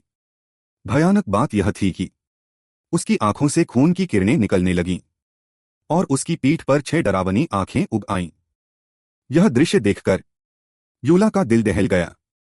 उसे एहसास हुआ कि स्थिति खराब है, क्योंकि उसने पहले ही सुना था कि शक्तिशाली राक्षसों के पास अपने कबीले की गुप्त तकनीकें होती हैं, जिनमें एक ऐसी तकनीक थी जिससे अपनी उम्र लाइफ स्पैन का बलिदान देकर अपनी क्षमता से कहीं अधिक ऊर्जा प्राप्त की जा सकती थी। यह सोचते ही यूला समझ गई कि अब अंतिम निर्णायक समय आ गया है। अचानक एक अभूतपूर्व तप्त ऊर्जा हीट यूला के शरीर से निकलने लगी। मैं रेड लायन यहां दफन अपने साथियों के नाम पर कसम खाती हूं, आज मैं तुम्हें निश्चित रूप से नष्ट कर दूंगा। उसी समय यूरा ने अपने गहरे दुख और पीड़ा को इस प्रकाश के गोले में बदल दिया था। इसके भीतर की भयानक शक्ति को उसने चरम बिंदु क्रिटिकल पॉइंट तक संकुचित कर दिया था। अब यह इतना शक्तिशाली था कि वह खुद भी इसे नियंत्रित नहीं कर पा रही थी। तभी यूरा ने अचानक अपना हाथ घुमाया और वह प्रकाश का गोला एक ऊर्जा की तलवार एनर्जी स्वॉर्ड में बदल गया। उसी समय राक्षस में भी एक अजीब बदलाव आया। उसकी पीठ पर मौजूद 6 आंखों से एक साथ 6 भयानक ऊर्जा किरणें निकलीं, जो राक्षस के हाथ में जाकर एकत्रित हो गईं और एक विशाल ऊर्जा गोले का रूप ले लिया। राक्षस की एक भयानक दहाड़ के साथ उसने उस ऊर्जा गोले को तेजी से यूरा की ओर फेंका। ठीक उसी पल यूरा ने अपनी तलवार से राक्षस पर हमला कर दिया। इस समय उस तलवार में यूरा की अपनी 95% ऊर्जा समाहित थी, लेकिन उसे यह अभी भी पर्याप्त नहीं लग रहा था। वह पागलों की तरह अपने शरीर की बची हुई पूरी ऊर्जा को उसमें झोंकती रही। वह ऊर्जा की तलवार अब उसके संकल्प की तरह थी कि आज वह इस राक्षस का नामो निशान मिटा देगी, चाहे इसके लिए उसे अपनी जान ही क्यों न गंवानी पड़े। अब राक्षस का कोई अस्तित्व नहीं बचा था। शायद वह अब आसमान में सबसे चमकते हुए तारे में बदल चुका था। वहीं हमारी यूरा 100 मीटर की ऊंचाई से नीचे गिरने लगी। उसकी आंखें बंद थीं और वह जीवन और मृत्यु के बीच झूल रही थी। ध्यान से देखने पर उसके सुंदर लाल बाल अब काले पड़ चुके थे। कहते हैं कि मृत्यु से पहले इंसान के दिमाग में पूरी जिंदगी की यादें एक बिजली की तरह कौंध जाती हैं। लेकिन इस समय यूरा की चेतना की गहराई में जो दृश्य उभर रहा था वह था रैंक शिकारी बनने से पहले का एक मिशन। तब वह इस राक्षस के सामने एक ऐसी बेबसी की स्थिति में थी जहां से बचने का कोई रास्ता नहीं था। तभी अचानक कुछ तेज रोशनी की किरणें राक्षस के शरीर से गुजरीं और उसे कई टुकड़ों में काट दिया और वह जोर से जमीन पर गिर पड़ा। राक्षस के गिरने के साथ ही एक आदमी की आकृति सामने आई। उसे देखकर यूरा के चेहरे पर खुशी छा गई। वह बेहद उत्साहित थी। तुमने अच्छा काम किया। मुझे आने में थोड़ी देर हो गई। जल्द ही तुम भी एक रैंक शिकारी बन जाओगी। तब हम कंधे से कंधा मिलाकर लड़ सकेंगे। अचानक उस आदमी के चेहरे पर उदासी छा गई और उसने आगे कहा, अगर मुझे कुछ हो जाए तो कृपया मेरे बेटे चोई है का ख्याल रखना। आखिर हमारे पेशे में कोई नहीं जानता कि कल क्या होगा। दृश्य वापस वर्तमान में आता है। यूरा अभी भी तेजी से नीचे गिर रही थी। उसकी चेतना धीरे धीरे धुंधली हो रही थी। उसके होठों से धीमी आवाज में शब्द निकल रहे थे, मुझे माफ कर दीजिए कैप्टन, मैं अपना वादा पूरा नहीं कर सकी। वापस लिच किंग के शहर में स्पेस पोर्टल के ओवरलैप होने के कारण समुद्र का पानी शहर को डूबोने वाला था। प्रलय के इस खौफनाक मंजर को देखकर सामने खड़ी महिला बेहद उत्साहित थी और वह खुशी से नाचने लगी। बिसो बिसो महोदय, जो चीज आपने मुझे ढूंढने के लिए कहा था वह मिल गई है। बहुत बढ़िया, जल्दी दिखाओ मुझे। तभी सूट पहने उस आदमी ने चुटकी बजाई और चोई हे का शरीर अचानक वहां प्रकट हो गया। उसने लापरवाही से हाथ हिलाया और चोई हे का शरीर जमीन पर गिर पड़ा। वह महिला, जिसका नाम बिसो था, तुरंत उत्साह के साथ पास आई। फिर उसने अफसोस के साथ आह भरी, अरे यह तो मर चुका है। कितने दुख की बात है। योजना के लिए मैंने किसी भी तरह विनाश के दस्ताने डिस्ट्रक्शन ग्लोव भेजने की कोशिश की थी, लेकिन अगर सोचूं तो चोई हे ने लिच किंग के मूल तत्व एसेंस को निगला था। शायद भविष्य में यह काम आ सके। इसलिए उसने तय किया कि पहले चोई हे को साथ ले जाया जाए। जिन देसंग, मुझे तुम याद रहोगे। मुझे उम्मीद है कि तुम जल्द से जल्द ओएसिस ढूंढ लोगे। वहां मैंने तुम्हारे लिए एक खास सरप्राइज तैयार कर रखा है। मेरे जिंगाई परिवार ज़ैंगेआई फैमिली को कम मत समझना। शमट जिन देसंग। तभी उस पर एक गुप्त हमला हुआ जो सफल रहा। सौभाग्य से उसके कवच आर्मोर की रक्षा शक्ति बहुत मजबूत थी, जिससे वह गंभीर चोट से बच गया। पास खड़े डेमन लॉर्ड ने गंभीर स्वर में कहा, बेवकूफ लड़के, साफ था कि दुश्मन की नीयत ठीक नहीं है। फिर भी तुम उसके अचानक किए गए हमले का शिकार हो गए। लगता है तुम्हें अभी और ट्रेनिंग की जरूरत है। गुरु और शिष्य की बातों के बीच सामने वाले दोनों फिर से जोरदार हमला करते हुए आए। इस बार के मुकाबले के लिए यिनयान मैजिक शील्ड का इस्तेमाल करो। जिन देसंग ने अपने बाएं हाथ से गोला और दाएं हाथ से चक्र बनाया और यिनयान की दो ऊर्जाएं तुरंत एक ढाल में बदल गईं, जिसने निम्मू के एवोल्यूशन डोमेन का सामना किया। अगले ही पल निम्मू को महसूस हुआ कि उसका हमला एक तरफ धकेल दिया गया है और उसका प्रहार केवल हवा में हुआ। लेकिन वह इतनी आसानी से हार मानकर वापस नहीं जा सकता था। वह तुरंत हवा में उछला और एक जोरदार वाइंड ब्रेकिंग किक से हमला किया। लेकिन जिन देसंग की आकृति बिना किसी खरोंच के धूल के गुबार से बाहर निकली। यह देखकर निम्मू दंग रह गया। तभी जिन देसंग की आंखों में गुस्सा भर आया। उसने अपनी भुजा को पूरी ताकत से घुमाया और एक अर्धचंद्राकार ऊर्जा की लहर हाफ मून ब्लेड पैदा की। इस भीषण हमले को देखकर निम्मू ने तुरंत खुद को बचाते हुए हवा में छलांग लगाई। हालांकि वह बच गया, लेकिन उस भयानक प्रहार ने निम्मू को अंदर से डरा दिया था। अचानक निम्मू के पेट से खून के फव्वारे छूटने लगे और उसके पूरे शरीर में तेज दर्द फैल गया। तभी उसके सेवक ने उसे याद दिलाया, स्वामी, दोनों स्पेस ओवरलैप हो चुके हैं। समुद्र का पानी जल्द ही यहां सबको डुबो देगा। हमें यहां से निकलना चाहिए। और जिन डेसन की यह ताकत ऐसी नहीं है जिसे हम इतनी जल्दी हरा सकें। थोड़ी देर सोचने के बाद निम्मो ने अपनी कमर से तलवार निकाली और आसमान में एक क्रॉस का निशान बनाया। पलक झपकते ही आसमान में एक पोर्टल खुल गया। यह देखकर जिन डेसन हैरान रह गया और उसके मन में संदेह और गहरा हो गया। आखिर यह लोग हैं कौन? तभी निम्मो का आभामंडल ऑरा तेजी से बढ़ा और उसने अपनी तलवार जोर से जमीन में गाड़ दी। जिन डेसन, मैं उम्मीद करता हूं कि तुम यहां से जिंदा निकल जाओ। अगली बार मैं अपने असली रूप में आऊंगा और तब मैं अपने हाथों से तुम्हारी गर्दन मरोड़ दूंगा। यह कहकर वह उस महिला के सहारे पोर्टल के अंदर चला गया। जैसे ही वे दोनों अंदर गए, पोर्टल गायब हो गया। उन्हें जाते देख जिन डेसन कुछ पलटकर बोलना चाहता था, लेकिन जैसे ही उसने मुंह खोला, उसके मुंह से खून का गोला निकल आया। यह मानना पड़ेगा कि निम्मो वास्तव में बहुत शक्तिशाली था।